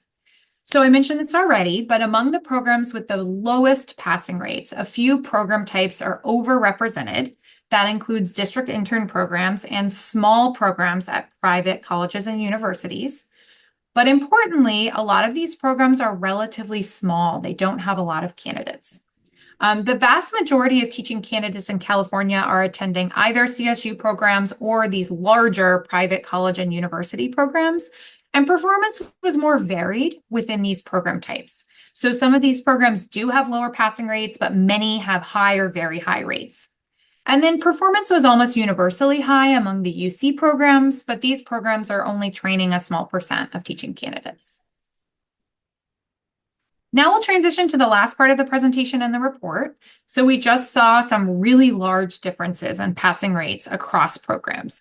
And so this section is an effort to explain some of those differences. So this section is bringing in data from the CTC's Program Completer Survey. This is administered to all teacher preparation completers on their preliminary teaching credential application. So this analysis explores whether certain types of preparation experience are associated with a higher likelihood of passing. So first, the Program Completer Survey does ask about program support for the TPA. We saw the question about remediation before, and now we're coming back to this. So the one that I'm going to be showing here is about overall support. So this question asks completers about how well they felt their preparation program prepared them to complete the TPA. And as you can see, if you look in the first set of bars, which is all completers, that about 1 in 10 completers felt not at all or poorly supported. About a quarter felt adequately supported, and the remaining 2/3 felt well or very well supported. So I think this really aligns with what we saw before. There is a subset of completers who feel like they're not getting great support, but there's also kind of a large number of completers who do feel well supported. This does vary a little bit by program type, with single subject pre-service teachers the most likely to report feeling well supported. As we saw, that's the program type that has the highest passing rates. So I take all 6 of these questions to create an overall rating of program support for the TPA. So what are people saying about all parts of the TPA support that's asked about on the survey? And then I average all those survey responses up to the program level. I'm creating these program level ratings to give a sense of how do all the completers from this program feel about the TPA support that they got. And I'm going to use that to see whether those program level ratings are associated with the likelihood of passing. And that's what's shown in this next graphic. So these results are expressed in odds ratios. I don't want to get too technical because this is getting like really into the weeds. But the way that an odds ratio works is that what I'm comparing is candidates who are in these higher rated programs where more completers said they felt supported by their program on the TPA. And I'm comparing the odds of passing of candidates in the higher rated programs to the lowest rated programs. An odds ratio above 1 means that the candidates in the higher rated programs have higher odds of passing. Overall, you can see that all these numbers are above 1, meaning that the odds of passing were higher among candidates in these higher rated programs compared to candidates in the lowest rated programs. So for example, the odds of passing across all attempts for candidates in the highest rated programs were 1.7 times higher than the odds of passing for candidates in the lowest rated programs. Odds are not very intuitive for people. So another way to think about this difference is using something called a predicted probability. So for the full sample, 91% of candidates passed across all of their attempts. The predicted probability of passing across all attempts for candidates in the lowest rated programs on TPA support was 88% compared to 93% of candidates in the highest rated programs. The Program Completer Survey includes a set of questions for multiple subject and education specialist completers about the extent to which they had opportunities to learn how to teach literacy and math. These included specific questions about learning aspects of teaching in these content areas and opportunities to practice those skills. So just as an example, here are a few of the questions asked of completers about their opportunities to do the following during their preparation program. 1, learn ways of teaching decoding skills. 2, using student reading assessment results to address student needs and improve your teaching. And 3, learn how to facilitate math learning for students in small groups. There's more than 20 of these questions, and so I'm again averaging up the questions to get a sense of programs that are providing much more access to content-specific training and literacy and much more access to content-specific training in math to see whether those are related to the likelihood of passing. We do see that they are. So candidates from programs in which completers report more extensive access to learning how to teach literacy, that's in the left-hand side of this graph, were more likely to pass on their first attempt and especially are more likely to pass across all attempts. So the odds of passing across all attempts were 1.9 times higher for candidates from the highest rated programs compared to candidates from the lowest rated programs. When estimated as predicted probabilities, 93% of candidates from the highest rated programs were predicted to pass across all of their attempts compared to 87% of candidates from the lowest rated programs. As you can see on the right-hand side of the graphic, similarly, candidates from programs in which completers reported the most extensive access to training in math were also more likely to pass a TPA on their first attempt or across all attempts, although the relationship was not as strong as it was in literacy. And then finally, there were a number of questions on the completer survey asking about clinical practice and clinical support. We would imagine this really matters for helping candidates through the TPA process. I'm only going to show one of those relationships today, which was predictive of pre-service candidates' likelihood of passing. So in this measure, we're examining whether completers report getting the level of support required by the CTC's program standards, which is whether they're getting observed and getting feedback on their teaching from program faculty at least 5 times during clinical practice. So this measure is just looking at the percent of candidates within a program who reported that level of support, which we're calling sufficient clinical feedback. The odds of passing, especially across all attempts, are much higher for pre-service candidates in these highest rated programs. So these are programs in which all candidates report receiving this level of clinical feedback. As you can see here, the odds of passing are more than 2 times higher for candidates in these highest rated programs compared to candidates in the lowest rated programs on this measure of sufficient clinical feedback. Expressed as predicted probabilities, 95% of candidates in the highest rated programs were predicted to pass across all attempts compared to 90% in the lowest rated programs. I know that was a lot, so I want to summarize here quickly just a few of the key findings and then really excited to take any questions that you may have.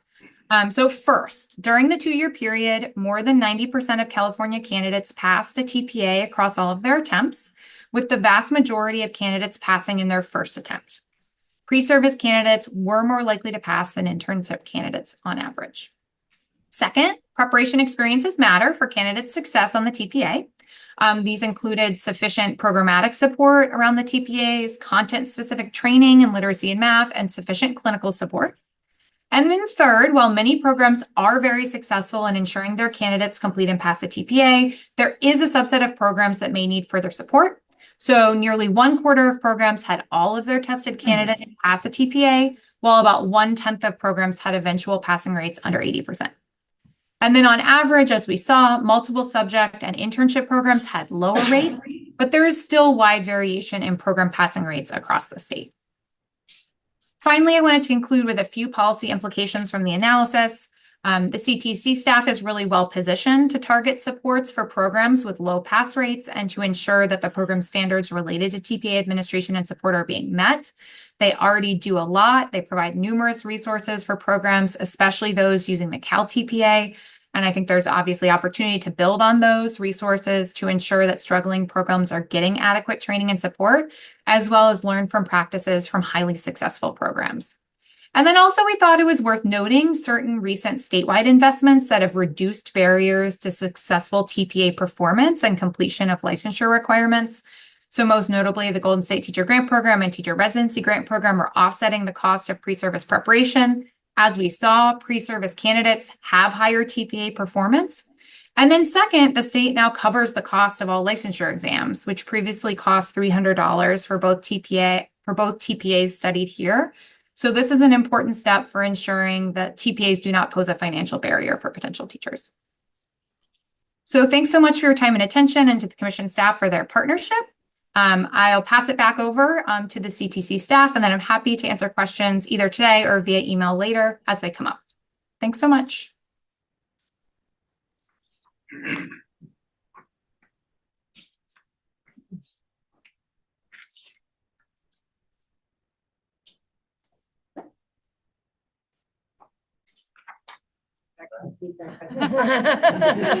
Wow. Don't you love data? Wow. But we did provide you copies of the slides so that you wanted to refer back to them. And they are available also up here. They're copies for the audience. That's the end of the presentation for now. So I'm going to go ahead and we'll now open up for public comment.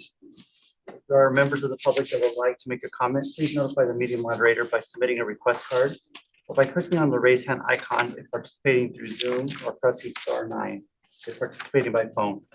Public comment is limited to 2 minutes per speaker. Recording secretary, are there any public comments? From Mercado.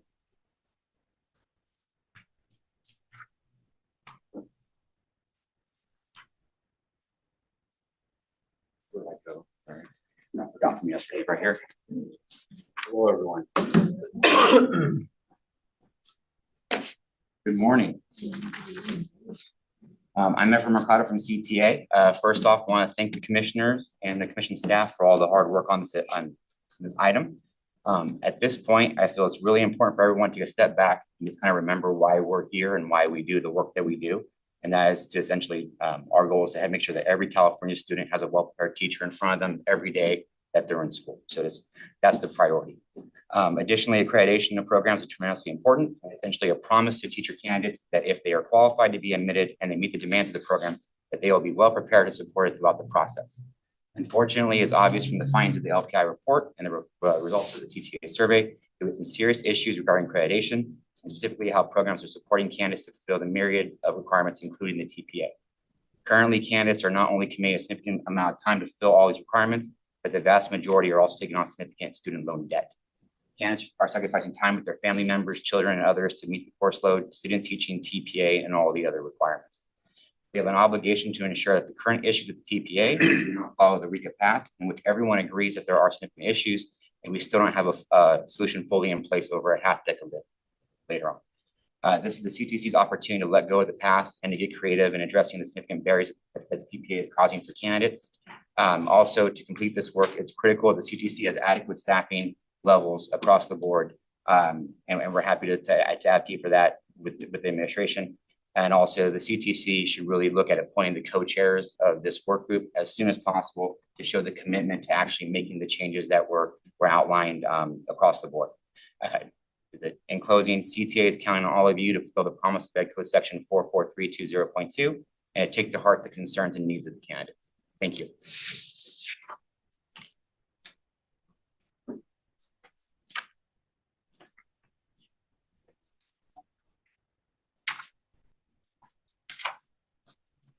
The comment period for this item is now closed. Commissioners have any questions or comments? Commissioner Davis? Okay, last commission meeting, I have to admit, I was extremely angry. And I read the data from the LPI report and I asked a lot of hard questions. And I kind of want to explain what my thinking is. Tomorrow, I have a dishwasher repairman coming to my house.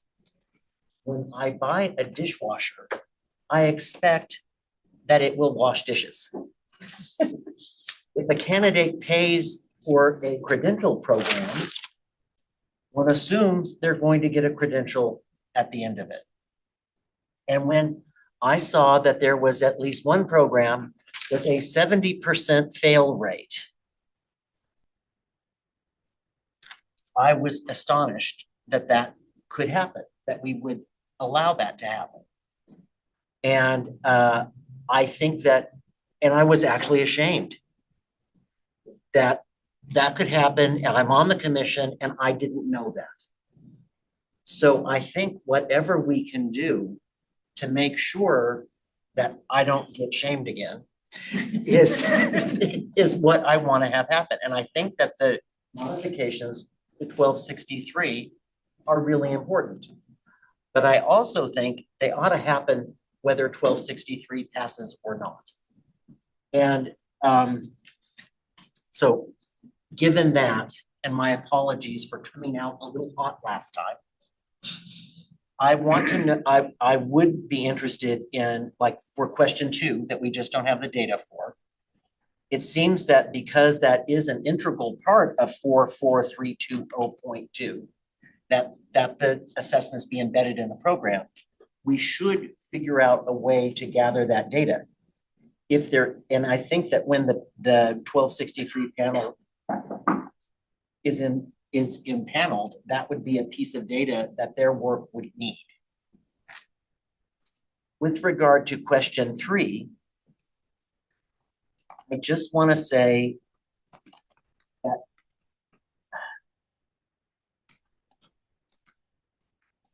whatever we can do for paper submission, I think is a great option. But I found a little bit, one of the comments was that this is extra work. That is doing remediation as a result of the change of one SEM. That leads me to believe that whoever responded to you did not understand that that already is a requirement in the standards, because they already were supposed to have been doing that. That leads me to believe that we have not communicated the obligations of programs adequately. With regard to question 4, I just want to say I found the wording of best attempt to be a little bit euphemistic. And I think that for my purposes from now on, it's really first attempt is what I'm concerned with, because now we hopefully will have no second attempts, because they'll be using the remediation through the one SEM. I also want to say that the data that we got from LPI was amazing. But I do have a couple of questions. One is that you said that the racial disparities could be largely explained, if I heard you correctly, by pathway. So that because there were racial disparities within pathway, intern programs don't do as good of a job. That's where a lot of that disparity comes from. Did I hear you say that correctly? I'm gonna let Susan speak first, Commissioner Simmons, because she analyzed the data. And should I ask all my questions, or should we let them respond midway? Maybe one. Okay.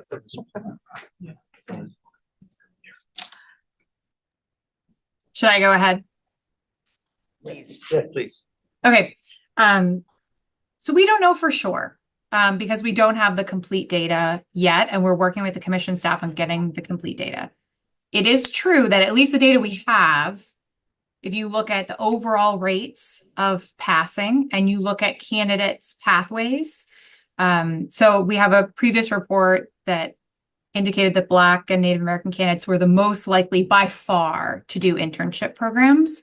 And so it certainly looks like part of the difference could be explained by Black and Native American candidates just being much more likely to be in internship programs, and internship programs on average have lower pass rates. We don't know for sure if that explains part or all of the difference. I don't think it explains all. But we are working on getting that data so we can really unpack and understand that much better. Commissioner Simmons, I'm sorry to interrupt, but I need to just, Commissioner Pavre has joined us, so I just need to read something about disclosure. So just, if I may do that. Commission members who participate remotely will need to disclose if any other individuals 18 years of age or older are present in the room at the location. Commissioner Pavre, do you have any disclosures? No disclosures, thank you. I'm sorry to interrupt.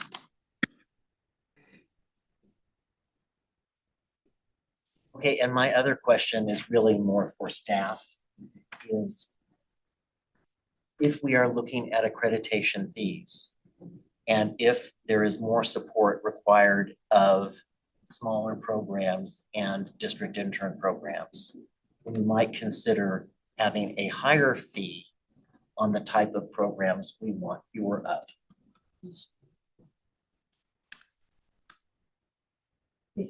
Brian's writing that down right now. That's it for me. So, and I want to say thank you for all of this beautiful data. I love data. I love data. And I love data. I appreciate all the hard work that went into the LPI report. I have a couple of questions for staff because I had these wonderings before this item was even on the agenda. For the remediation, and these are specifically about the remediation process. Is there a standardized way or guideline that preparation institutions use or follow for this remediation? I mean, is there something that we've created at the commission level to say, hey, here's some guidance. This is kind of how you remediate and help folks? So in response to your question, we have been working with programs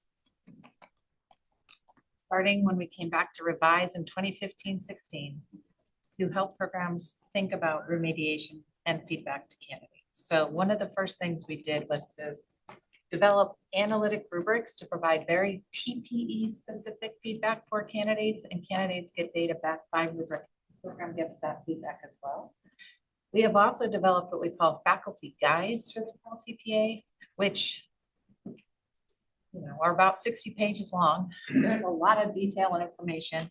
There's a whole section on a proposed set of steps to take to remediate and how to support your candidates and the importance of supporting them quickly upon receival of the score, and the importance of sitting down and reviewing the actual evidence together, and the importance of then building that plan for next steps and support to either resubmit or whatever the next step that is important and necessary for that individual candidate.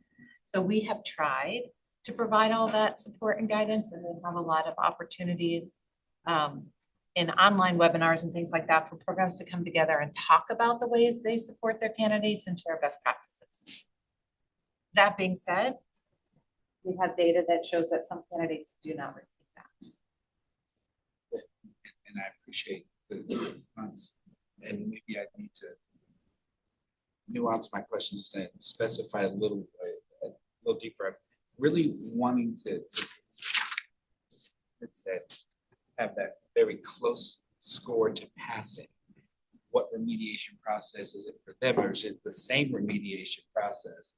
That, because it would seem that would be a different population of people with that. So with the secondary passing standard, we're actually hoping that programs do not have to do additional assessments or remediation.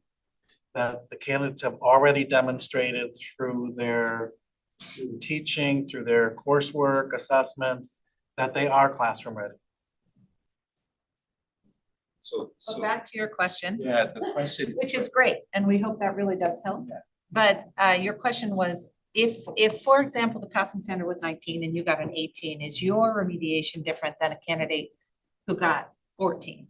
Is that what you're asking? That's not what I'm asking. Okay, ask again. Let's try again. For the 760 candidates that fit into that classification and that group. Yes. Is there a standardized way that the commission has communicated that this is how you remediate these 760 candidates before we knew there was a number? No. Okay.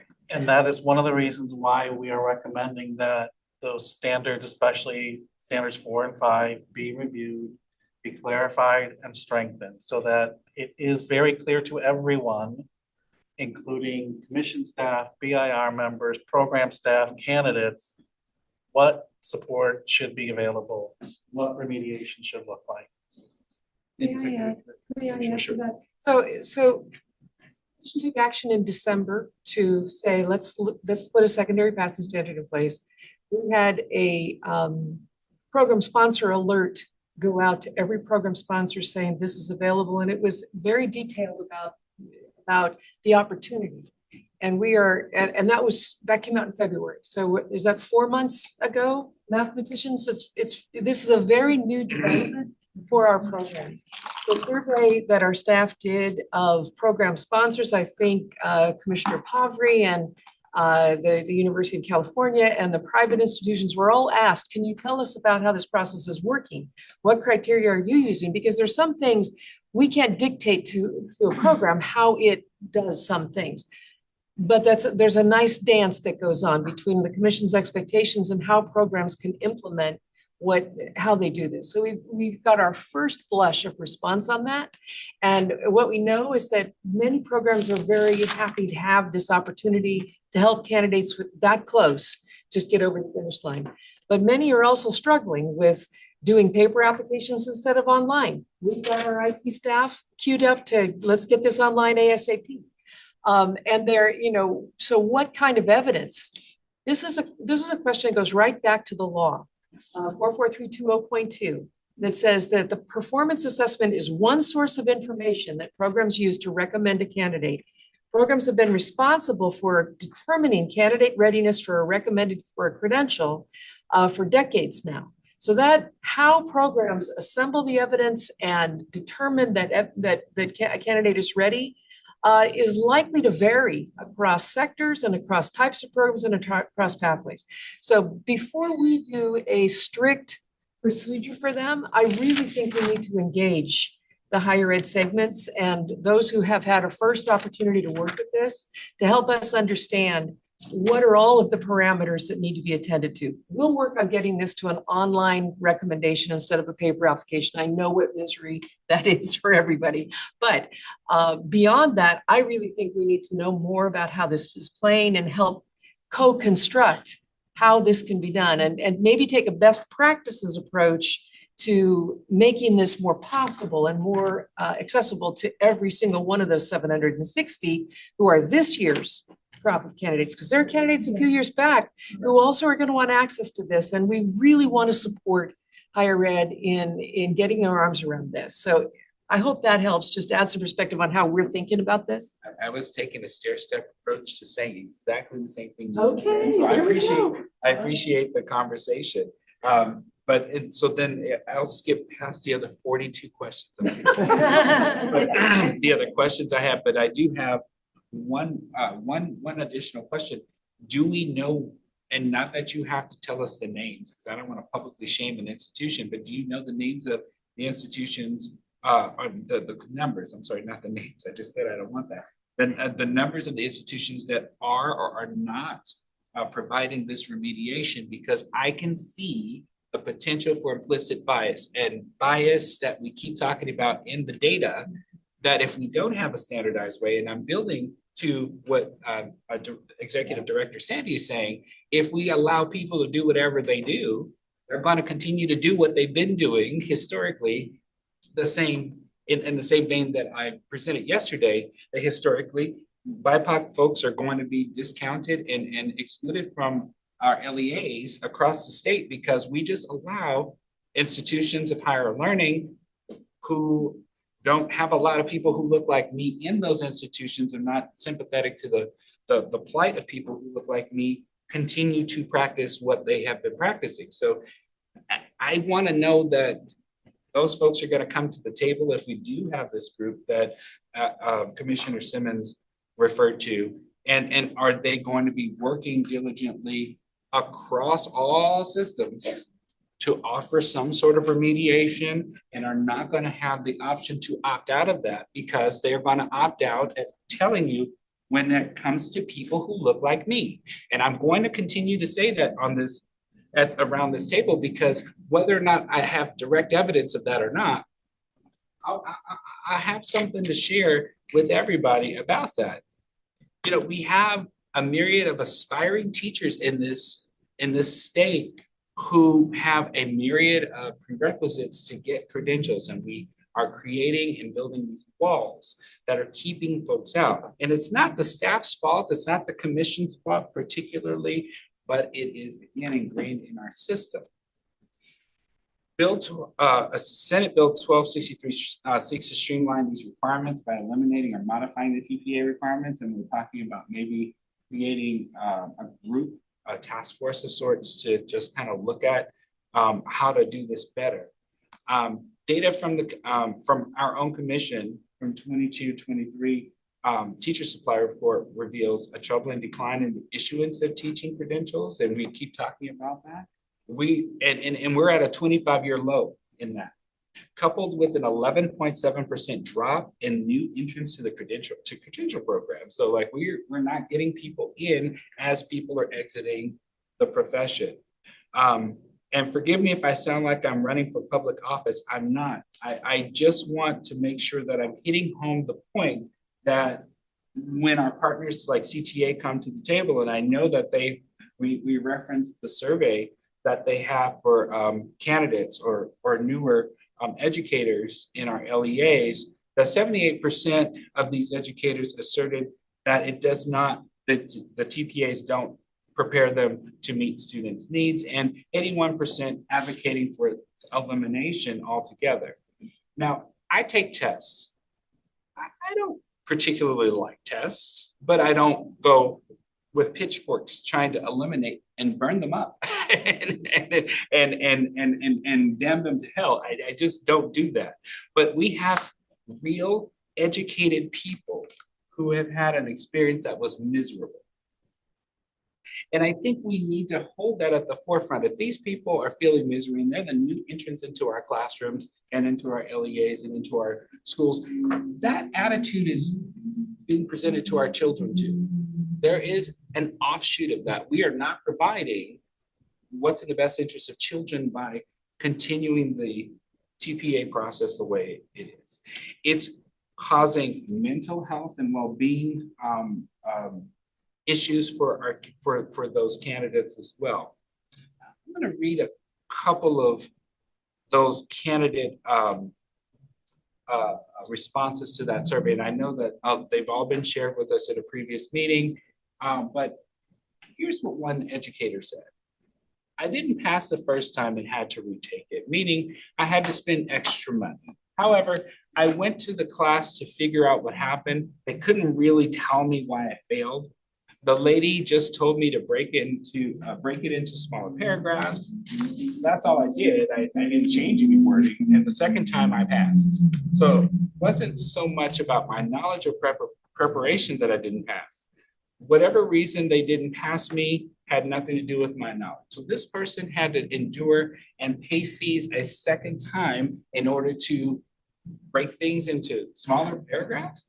It just seems arbitrary and what we call in the CTA world, arbitrary and capricious for somebody to tell me that my paragraphs are too long and that is the reason why I didn't pass the first time.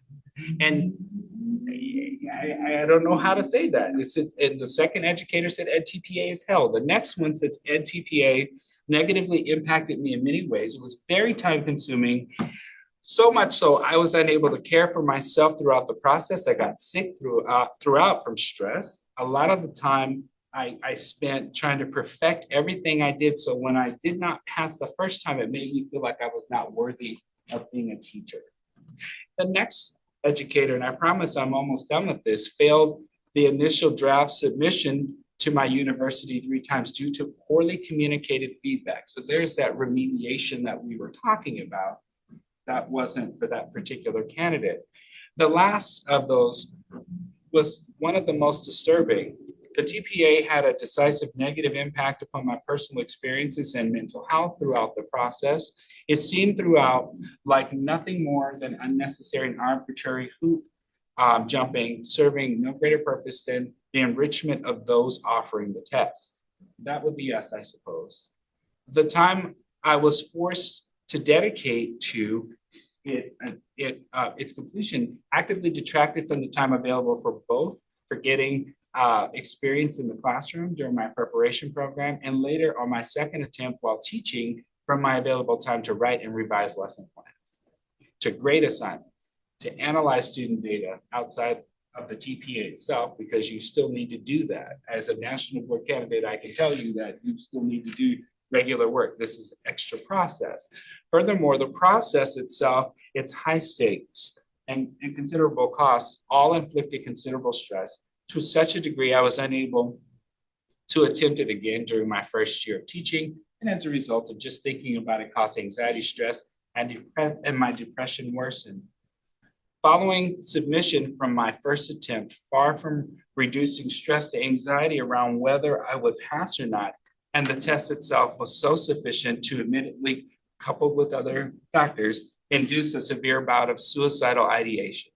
The TPA process actively harmed my mental and emotional health as well as my teaching practice. This hurts to read. And I read almost 200 pages of this to prepare for this item today.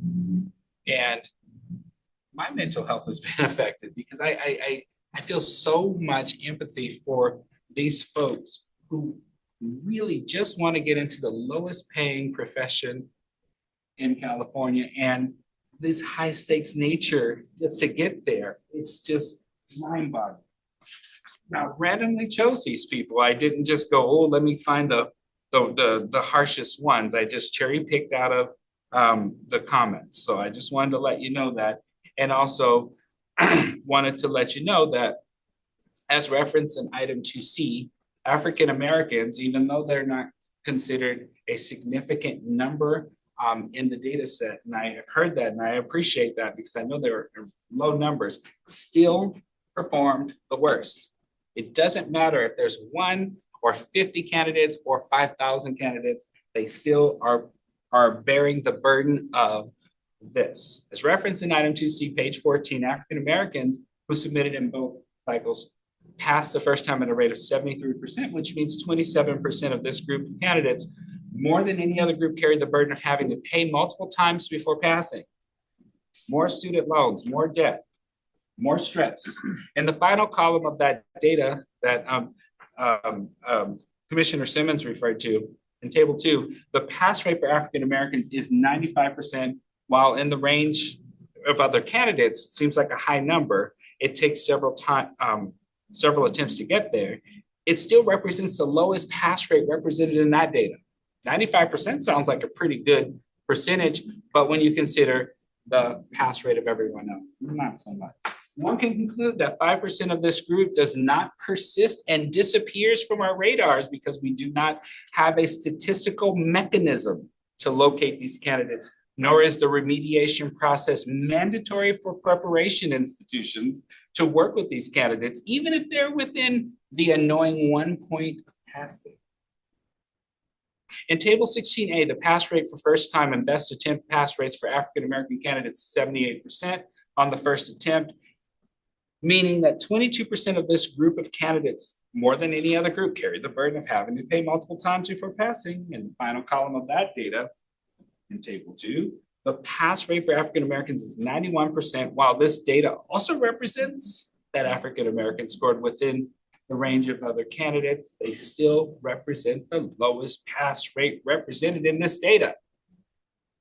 One can conclude that 9% of this group does not persist, and they also disappear from our radars because, again, we do not have a statistical mechanism to locate these candidates, nor is the remediation process mandatory for preparation institutions to work with these candidates, even if they are within the annoying point of passing. One can also include that even our best efforts to add equity to the assessment process, we are still statistically failing our candidates of color across our assessment systems. As I stated yesterday, we need to try harder and do better to eliminate implicit bias and ferret out other institutional biases, which continue to be a barrier to candidates wanting to join our profession. Perhaps a work study group, as mentioned by Commissioner Simmons, could help to investigate the effects of the TPAs and reform any inadequacies found in the preparation process to alleviate the undue psychological burdens inflicted upon people and candidates based on the process, and also help equalize so many tiny microcosms of the process. For example, how come white candidates pay less money than Black candidates for the same credential? Because they're not passing at the same rate. So that means that people of color are paying more money for the same education and the same preparation, and we're taking the test over and over again. And so in conclusion, I do want to say thank you all again for all of the information provided. I hope at some point, as Executive Director Sandy mentioned that we do get to a point where we hear from preparation institutions and we get some maybe standardized-ish way that remediation for that 1% cut score group of folks where they live, the 760 candidates, if there's a standardized way so we can alleviate at least that bias that I'm sure is there and that's going to continue to be there until there is a way to eliminate that. And that's what standards do. And I know that this is still early in the process, but I'm starting to speak loudly about it before it becomes a huge issue because I'm sure it's already an issue. Thank you very much, folks. Thank you, Mr. Davis. Next I have Madam Chair Shire, and then I do see Commissioner Francois and Commissioner Brown, and then Commissioner Gray. Thank you. Commissioner Davis, I share your concern, as I think we all do around this table. And I think this is a call to action that we need to jump on. And we have an idea of how to do that with this work group. I think that's where I want us to focus our energy, is figuring out what is happening to this most vulnerable group of students, working with our higher ed partners to figure out support, and I'll say it, support and pressure to ensure that we're supporting these candidates in the way that they need. The other promise I make is that we're going to make sure we have student voices present throughout this. I know how painful it was to read through that survey, and so we need to continue to make sure we have the voice of our candidates who are being impacted by our work front and center. So rest assured, as I'm chair of this commission, along with all of you in partnership, we're going to do that. Sorry to jump in front of you, Commissioner Francois. Commissioner Francois. Feel free to jump in front of me anytime, Chair. Good morning, everyone. I'm sorry I wasn't able to be with you yesterday, and I appreciate being here today. I have a couple of remarks. First, I want to thank Commissioner Davis for reminding us that the data continues to reflect the impact of historical, systemic, and institutional racism on our students. And we can't let that context ever not be in the room with us, because it's real. And to your good points, Commissioner Davis, has some pretty significant effects on those young people who aspire to become teachers. I also want to thank the CTC for the comprehensive background on this item. We've been going through this for a long time, and sometimes the details of the background escape us. So I really appreciated that. And to thank LPI for the beautiful and rich data that you presented this morning. I just have 5 very quick points that I'd like to better understand.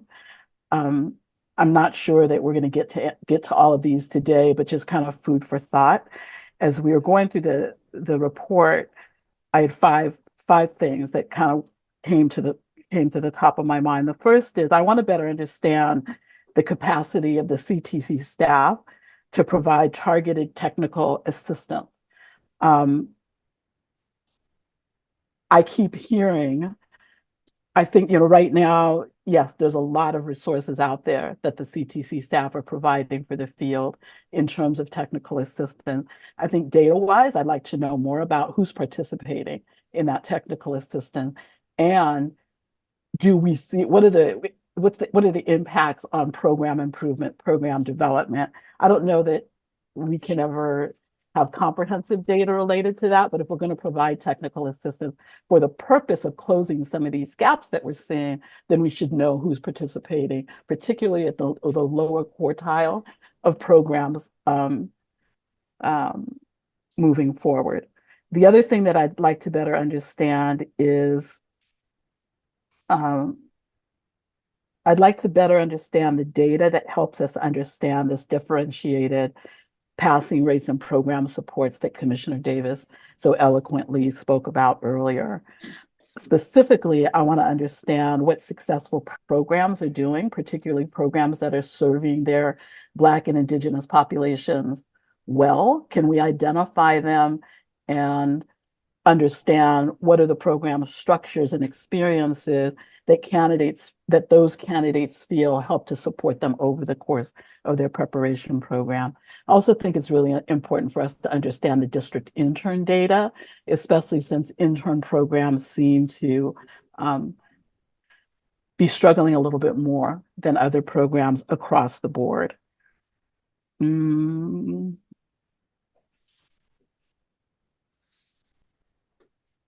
I think I just clumped together 3 of my 5 into one statement. Okay, and then the other thing I want to better understand, and I don't remember what part of the item this phrase was used, something about the working group and including special interest, I don't want to say special interest groups. I want to understand who those people are. What other groups are we talking about? Are we talking about community-based organizations? Are we talking about nonprofits? Are we talking about labor? Are we talking about parents? Who are these interest groups? I think it's important for us to identify who is weighing in on the adjustments and modifications we're making to how we implement the TPA moving forward. Embedded in all of that were my 5 points. Thank you. Thank you very much. Executive Director Sandy has some response.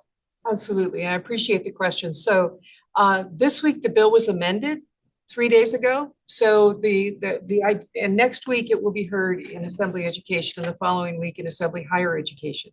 So we have a new game plan emerging here that the commission initiated last December, but that legislation is now moving forward with. We will bring a comprehensive overview of an implementation plan at your next meeting.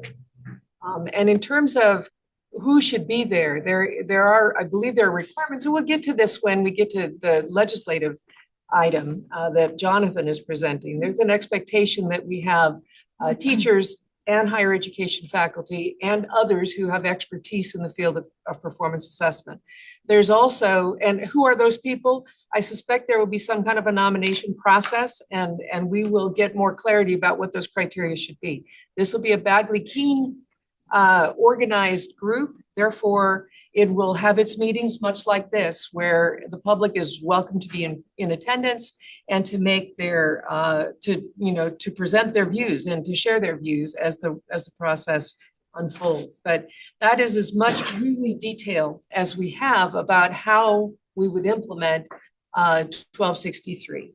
And I just want to appreciate Efrain Mercado's points about how critical it will be for us to make sure we have this staffed and have identified co-chairs who could really help us take these questions and these issues all the way through this process and bring recommendations to the commission next spring should this bill get passed and signed. So these are of highest priority for us right now, is getting our arms around what this bill will allow us to do and the opportunity that we have to work with the community and make this system work the way it's intended to, the way the law intended to, the way this commission intends it to, the way the field needs it to. So that's the goal. Data helps shed light. If we didn't have the data, we wouldn't know. And if we didn't know, we just wonder why we don't have BIPOC candidates in the teaching profession the way we should. So we are getting some knowledge and information here. And I will quote Maya Angelou again, multiple times a day, when we know better, we do better. So. Commissioner Brown, then Commissioner Cotton. Thank you so much. I would like to thank everyone for all the efforts in putting this item together. And I do appreciate the timeliness of responses to the questions we asked in April coming back to us so quickly. I think that really speaks to the urgency that we all feel for this issue. I wanted to give a shout out to my fellow commissioners, ditto, ditto, ditto, ditto on all the things that you have already shared. And I would like to highlight one element that I believe Commissioner Simmons brought up about question number 2.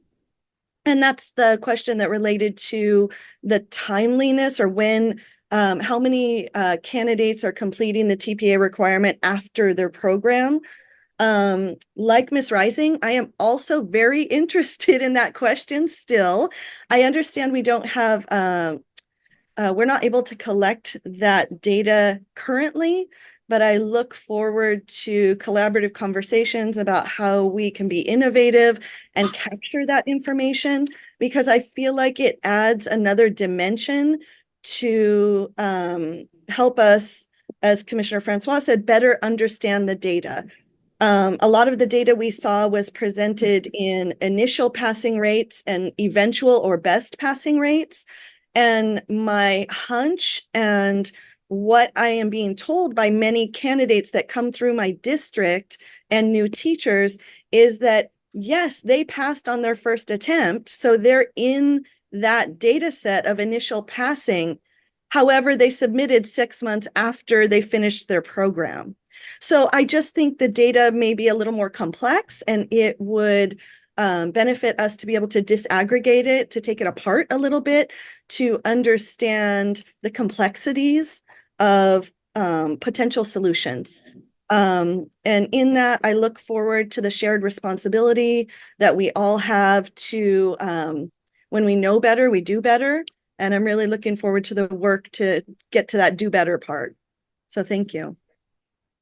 Thank you, Commissioner Brown. Commissioner Kine? I just want to say, again, thank you to all the commissioners who shared, Commissioner Davis, giving voice. We need a voice, and we need to be at this table, I think are really important. The Commissioner Francois lifting up those bright spots, I think is really important. What is working?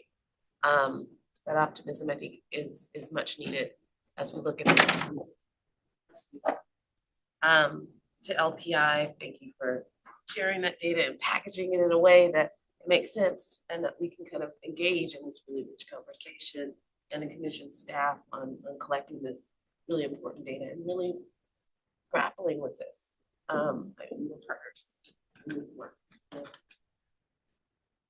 What comes to my mind, and it may be too soon, it may be accountability. Commissioner Simmons, you initiated the conversation. What do you do when you buy a dishwasher? You want the dishwasher to do what it's going to be supposed to do. I think about the reason why these tests are in place is to ensure that we're sending the most qualified candidates out into the field to work with our students to impact and teach our kids. I think about law school, and well, I go to a law school that I know most of the candidates who leave that law school do not pass the bar. I go to a medical school and know that most of the candidates in that program will not match or get a residency in the field and the area that they're interested in.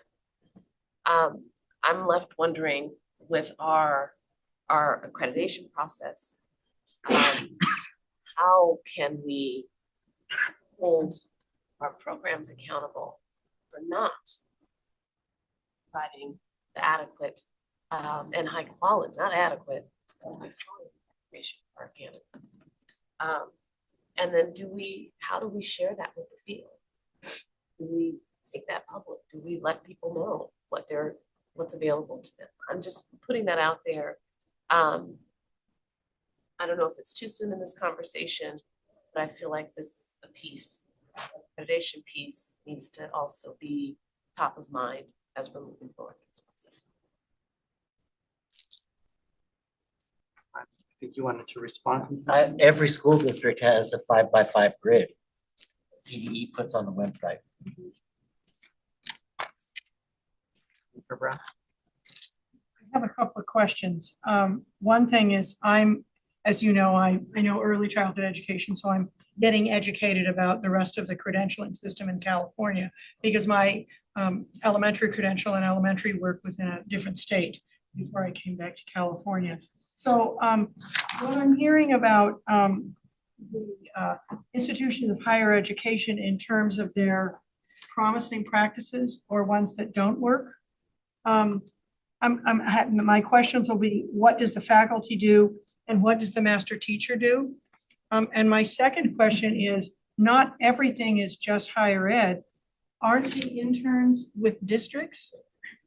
And then I would say equally, what do districts do that are promising practices? Those are some things, and I know I'm going kind of the next step, because what I think about is that a TPA is a teacher performance assessment, which should show mastery of teaching. And I think we have to keep track of that, is that all these people are coming in who want to be teachers, not just how they are prepared, but how the assessment identifies what they do well. Shows what they need to work on in a way that they do it, rather than give up or just have to do more, as Commissioner Davis pointed out so well, more and take more time, which was not the intention, but ends up being the effect. So thinking about how do they demonstrate mastery? Where are those places that they learn the mastery? Because what I know in early childhood mentor teacher program is the commitment that the mentor teacher has far beyond the faculty member who goes and makes observational visits. Faculty member creates the course and makes observational visits, but who does most of the supervision and advising and in helping that person do it more is the person they work with regularly. So I think that needs to be looked at as well. I look forward to the advancement of this. This is critical. Thank you. Commissioner Howard. Thank you. Thank you first to our staff and to LPI for the lengthy investment of time to present, gather, assess, and now answer questions about this data, about questions that we've had for a long time, and we have much more to learn moving forward. And thank you to my colleagues for their very thoughtful and provocative and motivating comments as well. I have a much smaller question about the data. So I can ask Ms. Patrick or Ms. Kinney about the data. And that is just looking at on page 5 and well, I guess on slides 10 and 11, pages 5 and 6 of our handout of the deck. You note the never passed rates for each of them. So for the Cal TPA candidates, 9% never passed the cycle 1 of this group you analyzed, 5% never passed cycle 2, and then for Ed TPA, 8% never passed. Do we have information on those candidates in terms of how many times they took it before giving up? That might just be add into our understanding of who is not making it through. Is it that a large percent of that percent take it once and then give up, or they take it, 8 times and then give up? Is there any insight you can give to the number of attempts made by the folks who are not passing? I think that's a question for Susan. Yeah, I cannot tell you right now, but it is something that we can look at and get back to you on. Thank you. I'd appreciate that. I think that just help us fill in the picture about what's the variant. And of course, I understand this may be changing as we're moving forward with our secondary, passing options, but I would be interested in this filling in the picture there. Thank you. Thank you. I had a question about the data. Ms. Patrick, you had mentioned how some of the institutions might have had only 6 candidates, whereas others might have had 600. And I'm just concerned that when we look at the data in this way, we might be overemphasizing certain things that might not be as important in terms of like the big picture. So for example, and also the other thing I want to talk about is I did see that the DI programs, while they had the lowest, we also saw in one instance it had the highest. So we can't just lump them all together. So looking at the data, I would have had more. It's hard for me to make any conclusions based on this data as presented because I don't know how dense each bar is relative to the other bars. So it would have been more helpful for me to know, for example, well, these bars down here really only represent 5 candidates, whereas this bar represents 1,000. And I think it's really unfair to treat them as equal data points when they have such different impacts. And we might be confused in looking at this data because when we see it, they all look the same size. And so then it is shocking to see that. But another thing I wanted to mention is that association is not causation. So we need to be careful about that. And the last thing is that if the I program is a pathway into the teaching profession for BIPOC educators, which it was for me, eliminating that pathway doesn't guarantee that the BIPOC candidates would go into a different preparation program. It might just be a reduction of candidates, BIPOC candidates going into the profession. Those are some of my thoughts, but I do appreciate all the data. It's just that you get more data, you want more data. It makes more questions, so, but I appreciate it. Thank you so much, and it's a lot of work, and I really appreciate it. Commissioner Pavri. Thank you. Thank you so much. Thanks firstly to LPI. I think the data has been extremely helpful, and I really do look forward to your unpackaging further the data based on race and ethnicity, and we're happy to participate. I know there's conversations underway. So really where my mind is really echoing a lot of what many of you are thinking in terms of there is a core group of our candidates who are being left behind. And whether they're being left behind purely based on their race and ethnicity, or based on the program that they're coming from, or based on the pathway they're coming from, all these are approved, sanctioned pathways that we allow, that the commission has accredited. And so we have a moral obligation, I think, to not leave behind or hold accountable individual candidates based on, program improvement and program enhancement efforts. And so I really welcome the work of the work group.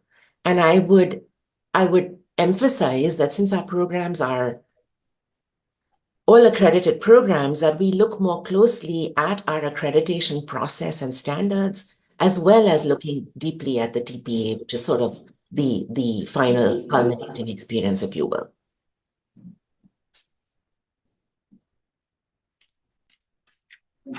Aubrey, I think Commissioner Francois, you have your hand up again. Yes, just I just wanted to re-articulate based on Commissioner De La Torre's comments and what Commissioner Pavri just said. I think it would be really important for us to take a deeper dive into intern program. I think I said that in my previous remark, but there is a reason why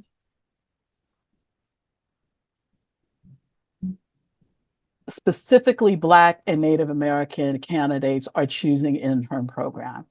And anecdotally, we would assume it is because you earn a salary while you are finishing your program, and you go right into it. Presumably, we can assume we get a lot of career changers that go into intern program.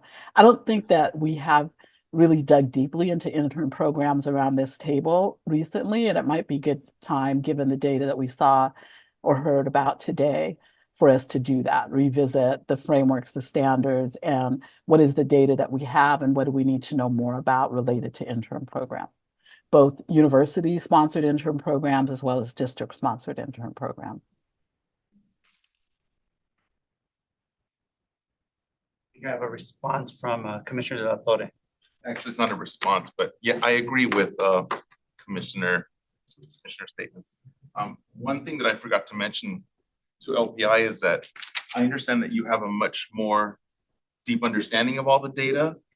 And I would appreciate maybe a little analysis of your interpretations of it, because you do have that deep understanding of, well, while this shows this, and it may seem alarming, keep in mind that, and you did mention that somewhat by telling us that, prefacing that some had only had 5, but in an analysis portion of your report, stating that while this may seem alarming, you know, take a deep breath, it's okay, it's not that bad, because it really only represents this.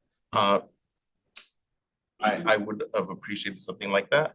So just keep in mind, in other reports that I've seen on data, there usually is an analysis section that does provide that for a better understanding, since I don't have access to all of the data.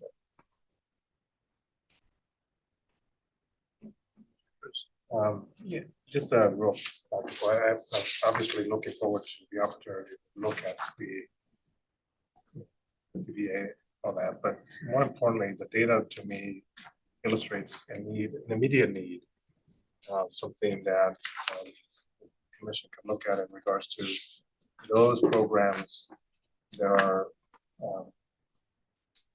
in this case, the programs are 70% or less passing. There's not a lot of them.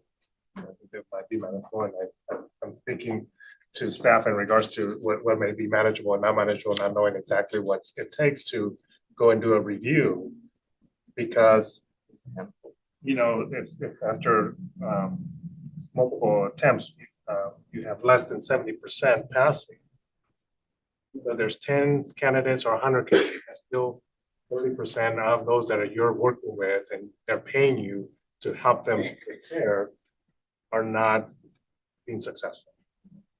And I think, you know, Commissioner Simmons was like, we all have as school districts, there's an accountability piece, a very public accountability piece.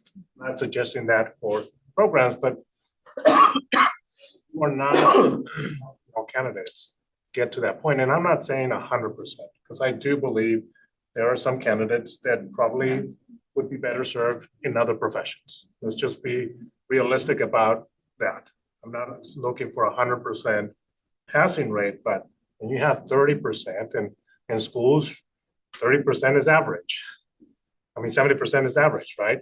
So are we satisfied with those programs that are constantly putting out only 70% of their candidates that they're working with? For me, that would not be a satisfactory passing rate. So just in terms of what are we doing as a commission to address those individual programs that are having not as much success. I would, you know, if the passing rate, the first passing rate for some of them is 30 and 40%, I mean, that's significant in my mind. So I think part of the data shows us that there are some programs that we need to go and look at and see what they're doing or not doing to prepare candidates.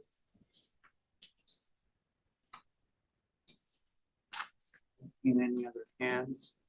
I just want to say thank you to everyone. What a robust conversation that we've had. Thank you to CTA and their 300,000 members, and those who took the survey, provided feedback, and really raised this concern, you know, to our attention.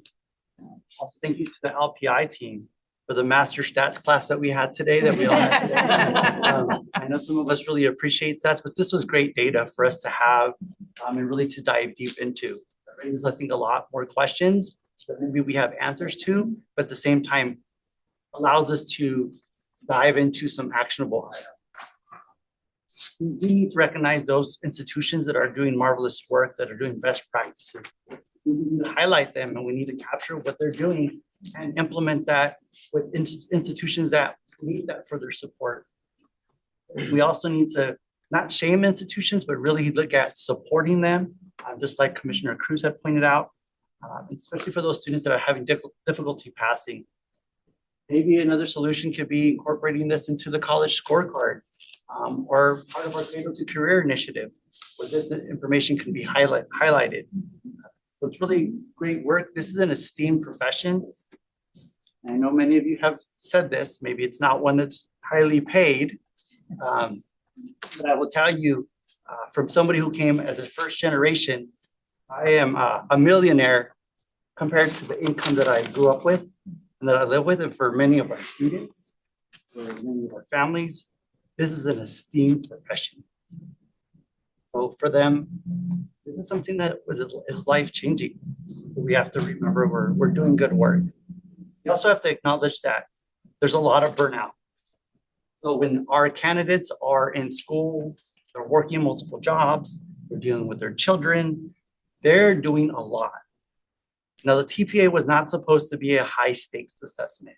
It was supposed to be a formative, help improve practice, help you improve your teaching profession.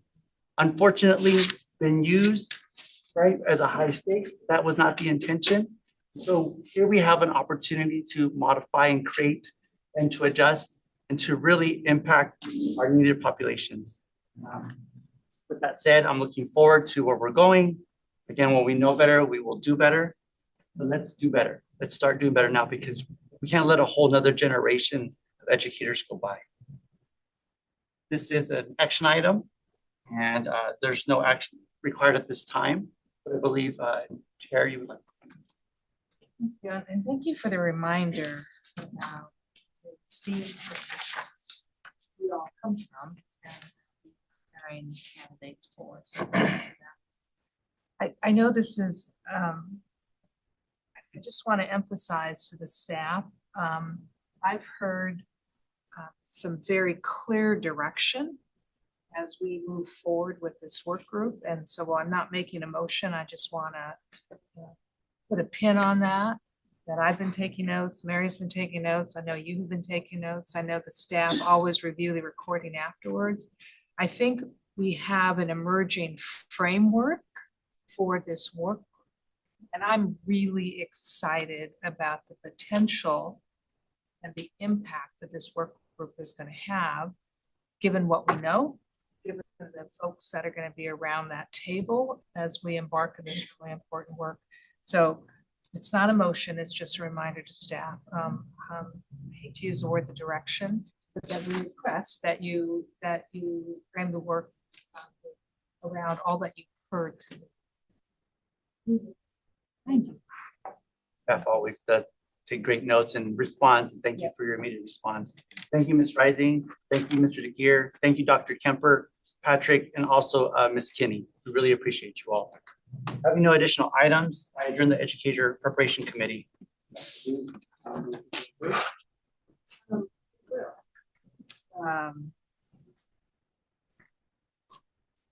10 minutes, because we have the Legislative Committee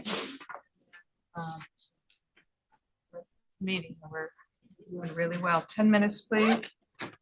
25. 11 minutes. Next is the Legislative Committee. Vice Chair Clapp, will you please convene the committee? Thank you. I now convene the Legislative Committee. The committee has 2 items before it today. Item 6A is Senate Bill 1263, Teacher Credentialing, Teaching Performance Assessment, Reading Instruction Competency Assessment Repeal. This is an action item that is presented on the agenda insert. Jonathan Howard will present this item. Mr. Howard, please begin. Hey, Commissioners, it's a pleasure to be here with you this afternoon now. At the April Commission meeting, in my legislative report, I presented an analysis of SB 1263 by Senator Newman.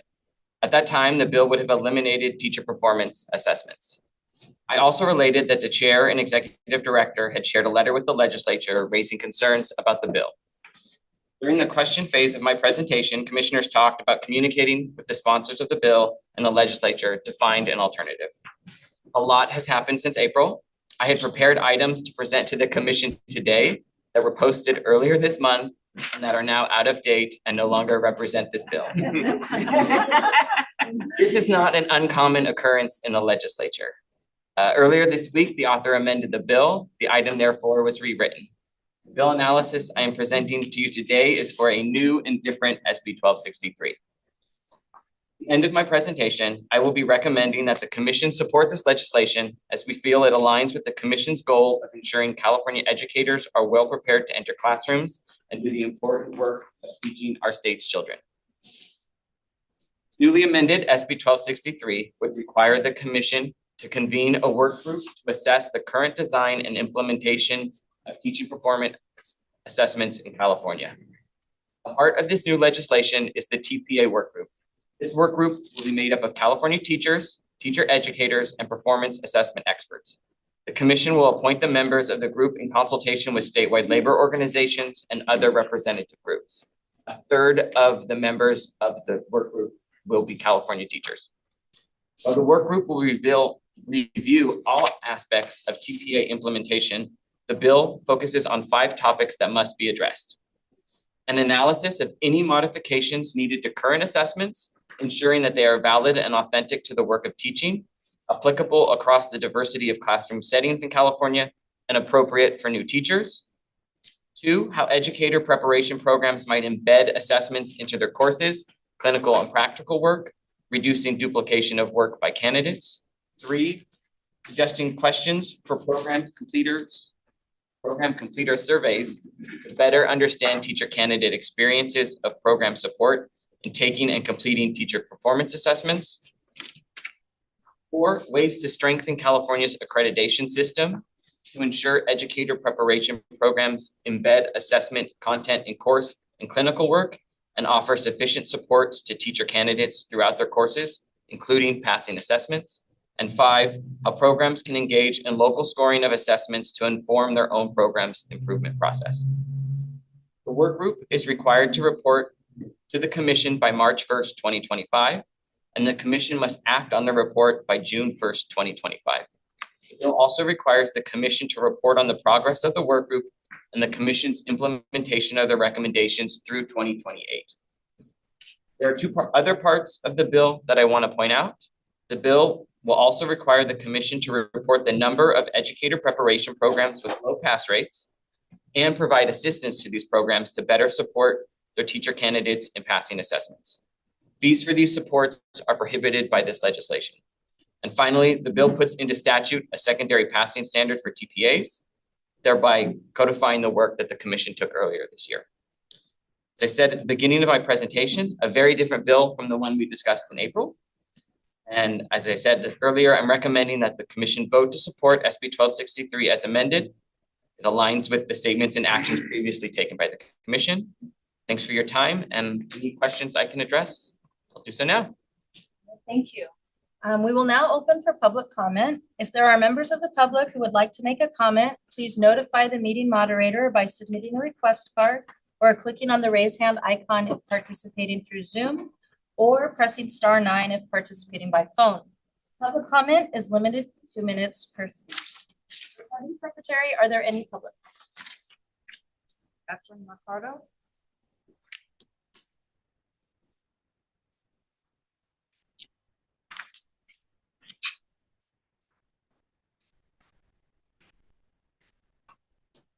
Hello again.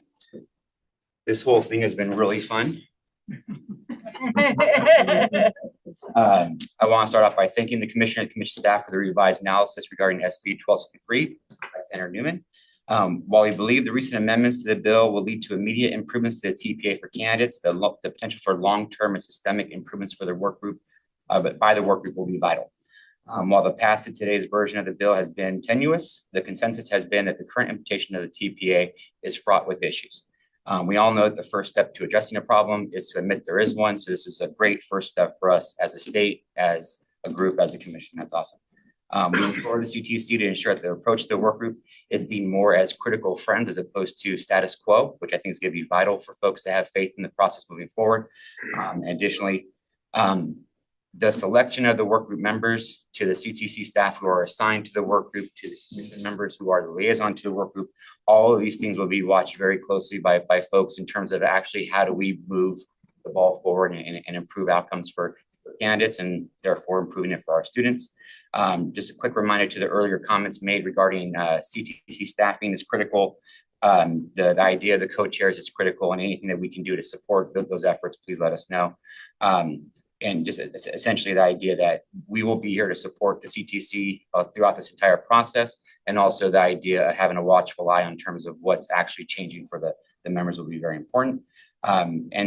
Just to reiterate the idea that this is the CTC's opportunity to let go of the past and to be creative moving forward in terms of how do we actually develop our candidates, support our candidates, and move through this process. So let's take advantage of that. And then I think I already said lastly, so my apologies, but the idea of the holes in the process that we're seeing from accreditation, how do we begin to fill those holes, and how do we begin to identify how we reach our educators of color to ensure that they have a smooth path to the profession. Thank you very much, and I'm here for any questions if you'd like. Thank you.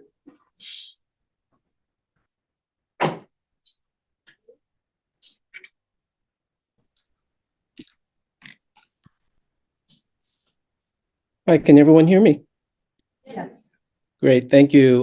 Good morning, commissioners. My name is Thomas Vu, Vice President for Policy at the Association of Independent California Colleges and Universities. AICCU represents 89 colleges and universities in California, including 43 colleges and schools of education through our Education Deans and Directors Council. While neither AICCU nor the Education Deans Council have a formal position on SB 1263 as amended, however, as the CTC considers eventual implementation, assuming it is passed and signed into law, we want to share our thoughts on possible unintended consequences. While there is recognition that having numerous assessments can be overwhelming for many incoming teachers, serving more as a barrier than performance indicator. There is concern that without some sort of statewide assessment, we will see a shift of work to each of the individual educator programs to develop and implement their own integrated means of assessment. This would be a dramatic shift of workload that would be both onerous and overwhelming at times when educator programs and colleges and universities in general are facing tremendous regulatory and programmatic requirements. So as the CTC considers this bill and its implementation, we hope the CTC can make clear that any changes to the TPA should not result in more workload on educator programs. And also, once the bill moves forward, we ask that the proposed work group include representatives from independent colleges and universities in California as well. I'll pause there and thank you for the opportunity to speak. Please unmute the microphone and share a comment.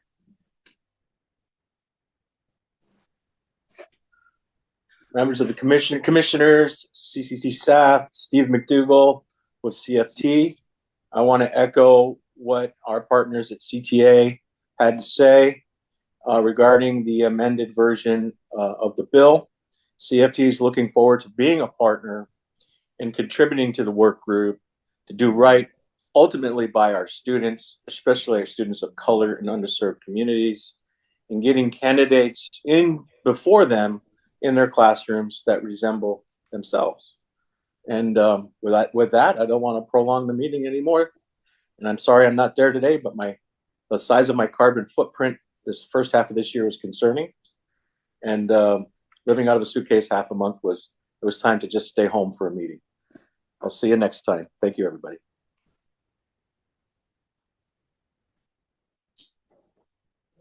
No request for public comment. You. The public. I'm sorry. Oh. And Fish.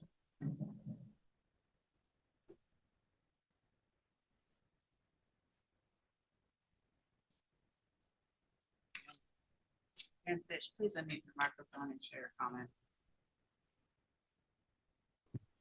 Great. Can you hear me? Yes. Thank you. Sorry. Hello, I am Jan Fish. I am Professor Emerita and current adjunct at Cal State Northridge and in Peach. And in the name of Peach, I want to say I really appreciate the work that the work group has in this TPA work group. and that I wish to join colleagues who have already testified that we need representation also from those ECE specialists, especially who have worked on the ECE TPA and others in the field who didn't work on that, to be included in those educators invited for the work group. Thank you very much.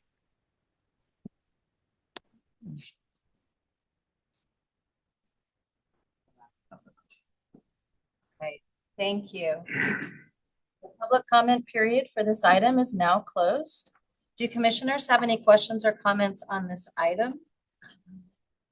I'm checking my screen.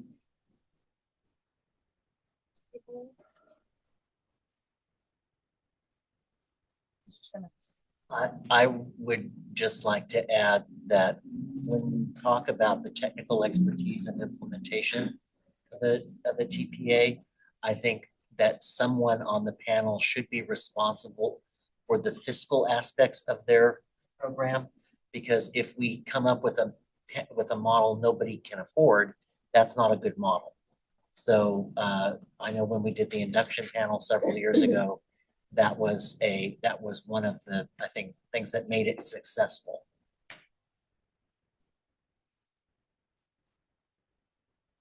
Yes, I just think that following the discussion that we just had, this very rich discussion on data dependent that is very appropriate to this work group. I don't have any other comments, but definitely for the work group to take into account the LPI report, as well as the discussion that the commission, as well as public comment, is held in the. Yeah, the previous item definitely made this one a little bit, it teed it up perfectly, I think. Any other commissioners have any questions or comments? This is an action item. So at some point, if someone has a motion, I think we're looking for a motion to support the bill as amended. Is that moved? Okay, so I have a motion by Chair Granoff-Shire. Is there a second by Commissioner Litt? Any further discussion? Okay, seeing no other discussion, let me just check one last time on Zoom. Okay, not seeing any hands. Will the recording secretary call for the vote? Each member please respond with aye, nay, or abstain. Danette Brown. Aye. Martinez. Aye. Jerome Compton. Aye. Juan Cruz. Christopher Davis. Aye. Michael Delacari. Aye. Makita Granoff-Shire. Aye. Johanna Howard. Aye. Pratt. Aye. Ira Litt. Aye. Simmons. Aye. And I should thank Commissioner Cardenas for on your item that made this item relatively easy for me. Thank you. So thank you, Mr. Howard. I think you're still with us though for the next item. So revised item 6B, status of legislation, is an information item. Jonathan Howard will present this item. Mr. Howard, please begin. The legislature's hard at work. This is my last presentation. Bills have continued through the legislative process. July 3rd will be the last day for policy committees can meet and report bills. And then as soon as they adjourn on the 3rd, the legislature will enter summer recess. And they won't return until August 5th. Upon their return, they will have under a month to complete their work. August 31st is the deadline for all legislation to be passed. And the governor will have until the end of September to sign any legislation into law. Of the 16 bills I shared with you in April, 11 are still active and are relevant to the commission's work. The other 5 were either amended, held in committee, or failed a legislative deadline. Once these bills are heard in policy committees by the end of this month and the beginning of the next, the last remaining hurdle before the governor's desk will be a fiscal hearing, which has to be heard by August 16th. Commission staff continues to work with author's office, legislation sponsors, as well as Assembly and Senate committee staff on legislation, both in providing context and background on the work the commission currently does, as well as providing technical support to legislators and committee staff. All of that being said as introduction, I'll provide some updates on legislation I mentioned in April. AB 1927 by Assemblymember Alanis, which would have amended the Golden State Teacher Grant Program to include college students who are interested in becoming CTE education instructors. That bill has been held and will not be moving forward. AB 2473, which was authored by the Assembly Committee on Education, was the legislature's response to the governor's budget proposal to create new elementary arts and music education authorizations for CTE. The bill instead would expand the provisions of the existing computer science supplementary authorization incentive grant program to provide one-time grants to LEAs to support the preparation of credentialed teachers to earn supplementary authorizations in arts, dance, music, and theater. The bill also extends the grant program until June 30th of 2030. And if it would become law, this bill, unlike others, would go into effect immediately. It has something called an urgency clause, raises the voter threshold, so 2/3 of legislators need to vote to approve it, but it would go into effect immediately upon signature of the governor. And then finally, there is SB 1263 by Senator Newman, which we've already dealt with. That bill is going to be heard next week in the Assembly Ed on the 26th and in Higher Ed on July 3rd. And thank you for your time. If you have any other questions about any of the legislation in the packet, happy to add. If you have questions about what they're doing, also happy to. Thank you, Mr. Howard. We will now open for public comment. If there are members of the public who would like to make a comment, please notify the meeting moderator by submitting a request card or clicking on the raise hand icon if participating through Zoom, or pressing *9 if participating by phone. Comment is limited to 2 minutes per speaker. Recording secretary, are there any public comments? Jan Fish. Please unmute.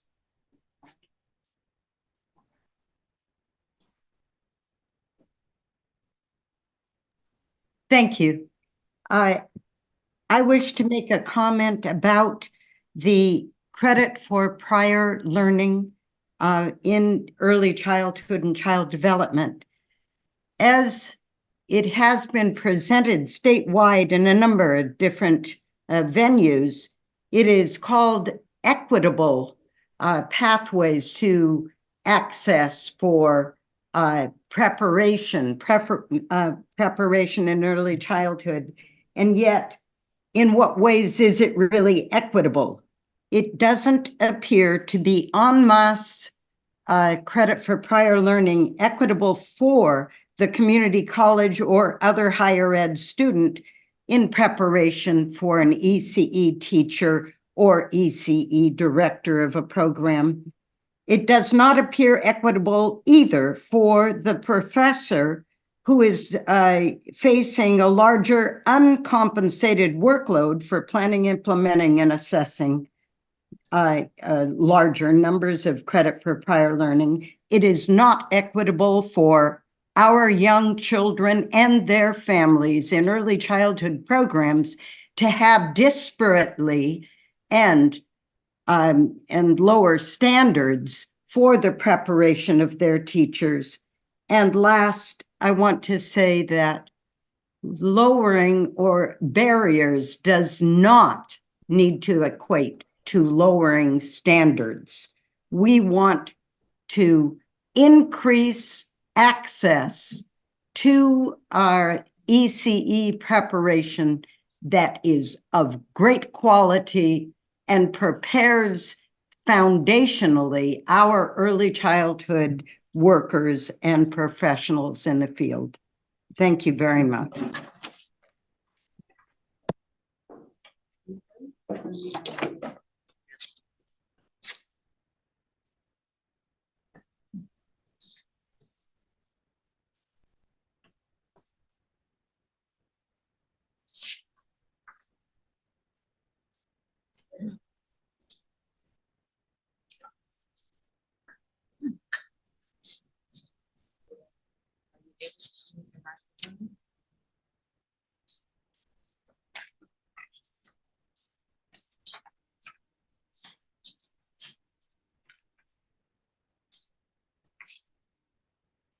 We can't hear you if you're speaking right now. If you're able to unmute your microphone.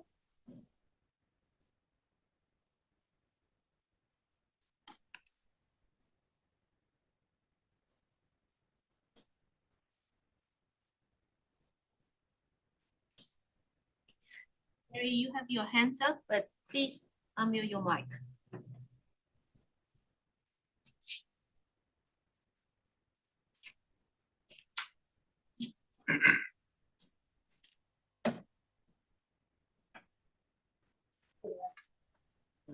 Hold on. So yeah, we'll pause.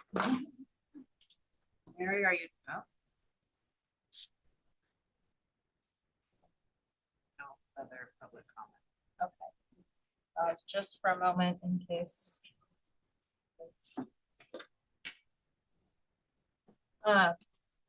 Public comment period for this item is now closed. Do commissioners have any questions or comments on this item? Commissioner Brown. I have two questions, and one on each of the bills that you've given us on this list. The first one is AB 1930. The status is that it's at the Committee of Human Services. What's its status now? It's still there. Still there. So It'll be heard in this week or next week, and then Okay. its next move would be to send it to Pro. When this bill went through the assembly, it was put on suspense, so it'll probably be heard on this 15th or 14th of August. that would be helpful for the work group to know about. And then the second one I had questions about was SB 995 with a 5-year pilot. And two of the higher education, one of which I'm in. Kind of elaborate a little bit. Do you know any more about that than what we've got here? So the bill was originally created to create a 2-2 process where you would do 2 years. You would walk out with your 4-year degree, a bachelor's, and then with your teacher credential. It was amended in the Senate to just recognize already existing programs that do this work, and then not to limit it to just the 4 years. It encourages these programs, existing ones and new ones, to in a 4-year time process, but it's not required. So this 5-year pilot program starting in 25-26 won't have anything new? Sorry, maybe it's late. It's to build on existing pathways between community colleges, CSUs, and UCs. Originally to create a pilot to just do teacher credential bachelor's in 4 years, and it was changed to be, we have these existing pathways already, and so to work on building those out and creating maybe more streamlined. Why it was changed, that's up to the legislature. Okay, thank you. Other questions or comments from commissioners?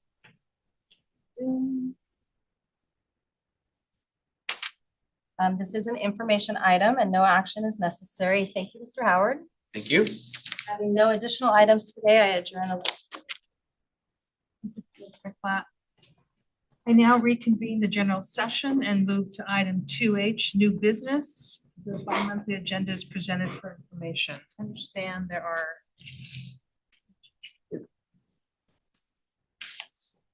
Laura Fryer.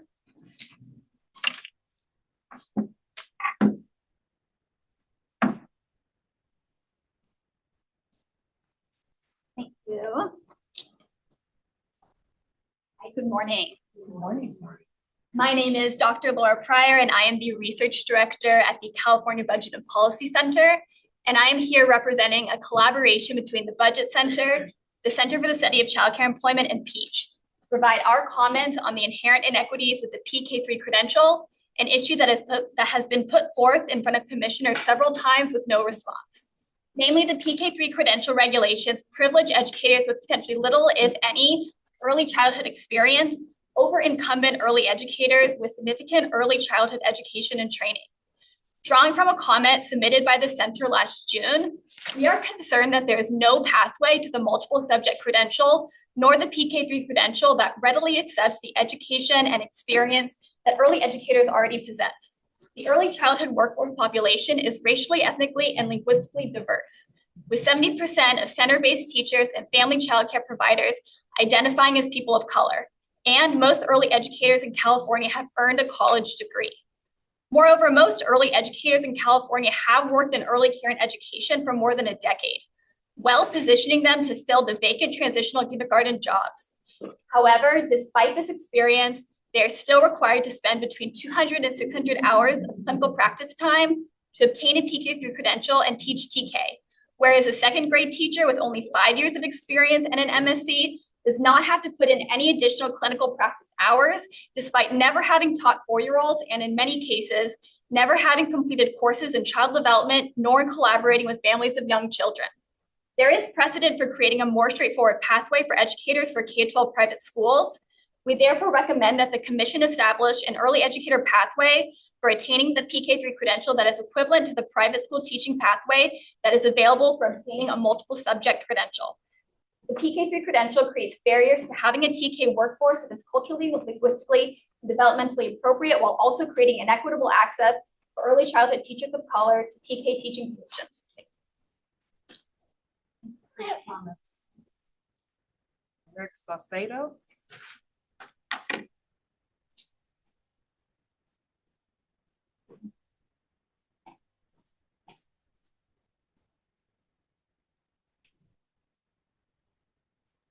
Hi, good morning. My name is Eric Saucedo. I'm a senior analyst with the California Budget and Policy Center, and I'm also here representing a collaboration between us, the Budget Center, the Center for the Study of Childcare Employment, and PEACH. And we're here to provide some comments on the inequitable pathways to the PK3 credential for current ECE educators. So one of the main barriers for ECE educators interested in the PK3 credential is the total financial cost associated with obtaining it. Data show that for most ECE educators interested in the PK3 credential, they say that they have no money or time to pursue it. And to break it down a little bit, the cost pressure from the incumbent workforce are twofold.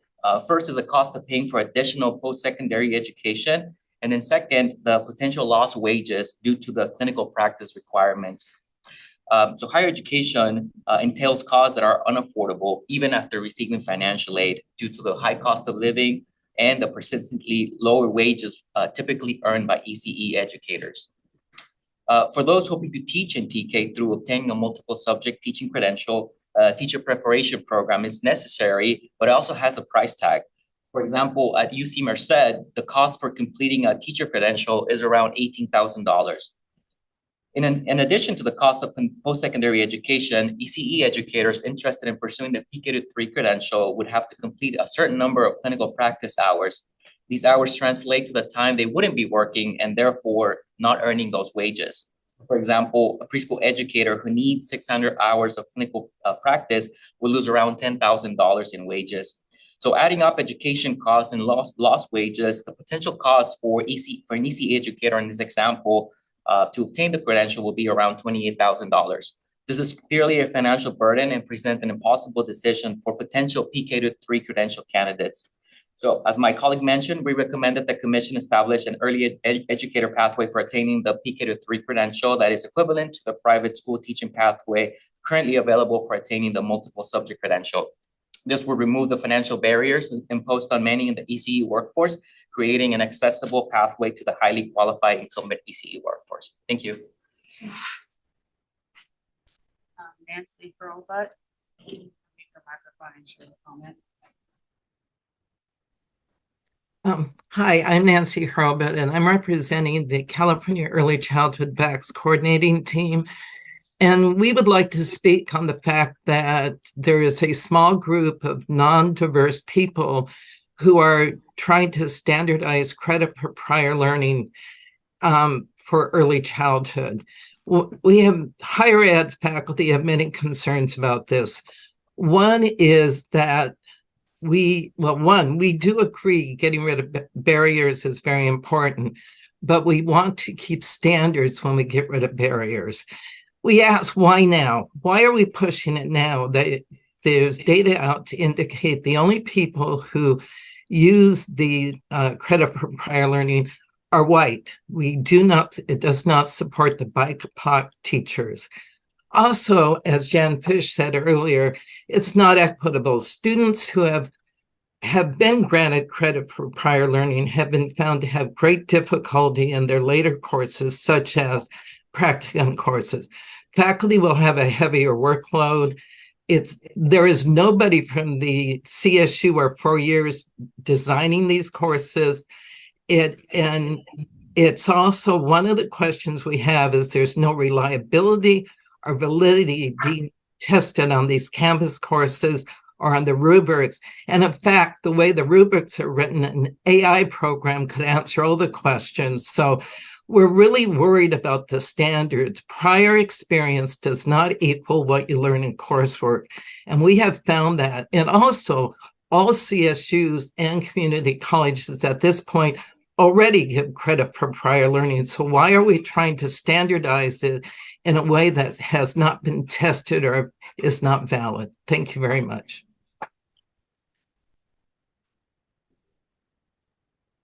No additional requests for audience presentation. Thank you. Next on the agenda is audience presentations. Please notify the meeting moderator by submitting a request card. I'm sorry, we just did that. My colleagues. Okay, we will now move to item 2I, interview recommendation and appointment of members for the Committee on Accreditation.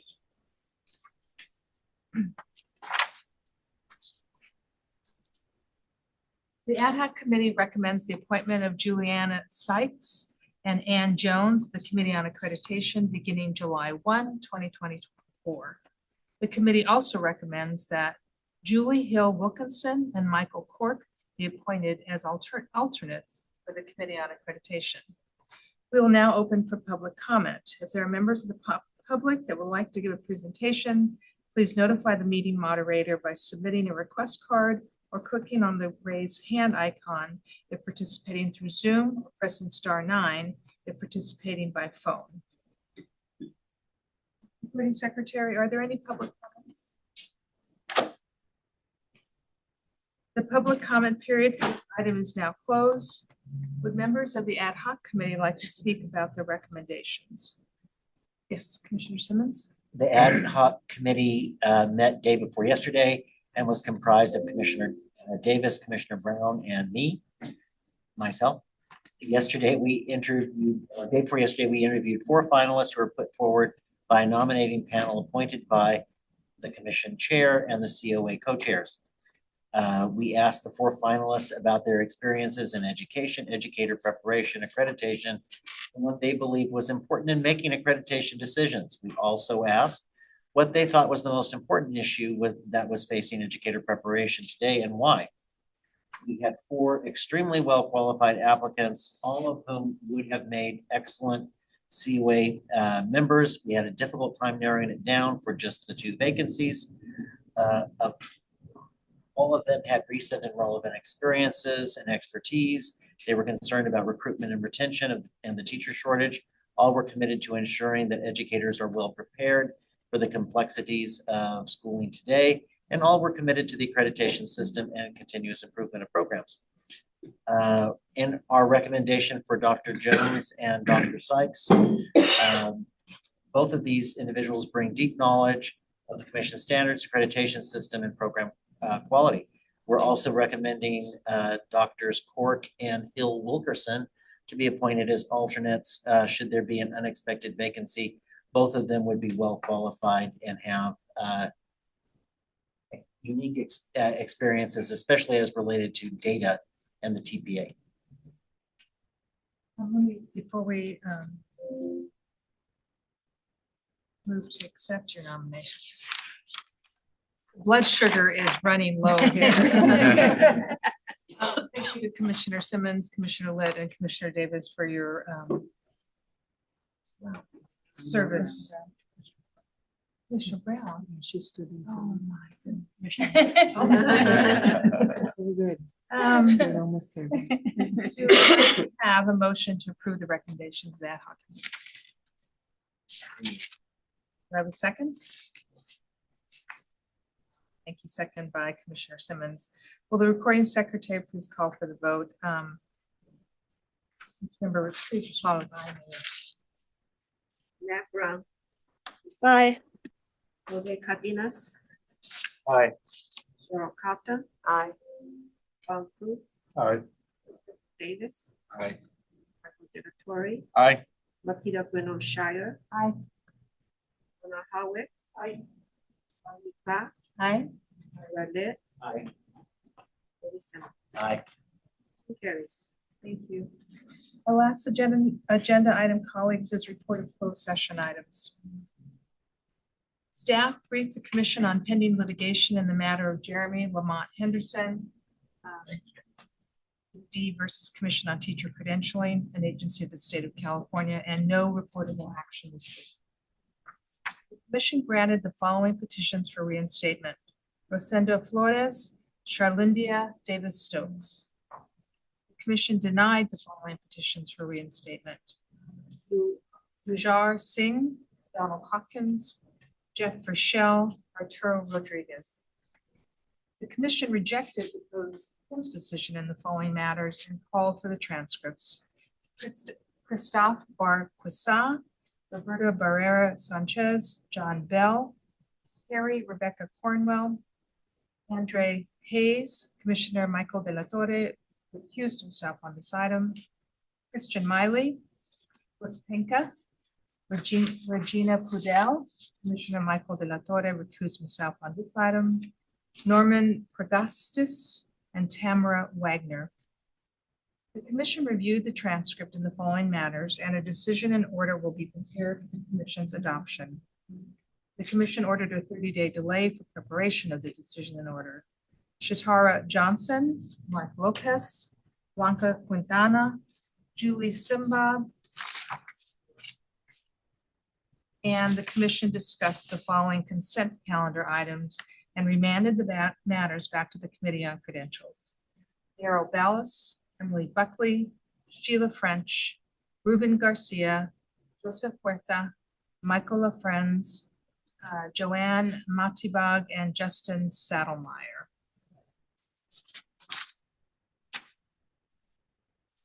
Colleagues, thank you for your good, thoughtful work once again. I now adjourn the June 2024 meeting of the Commission on Teacher Credentialing. The next meeting is on August 29th and 30th.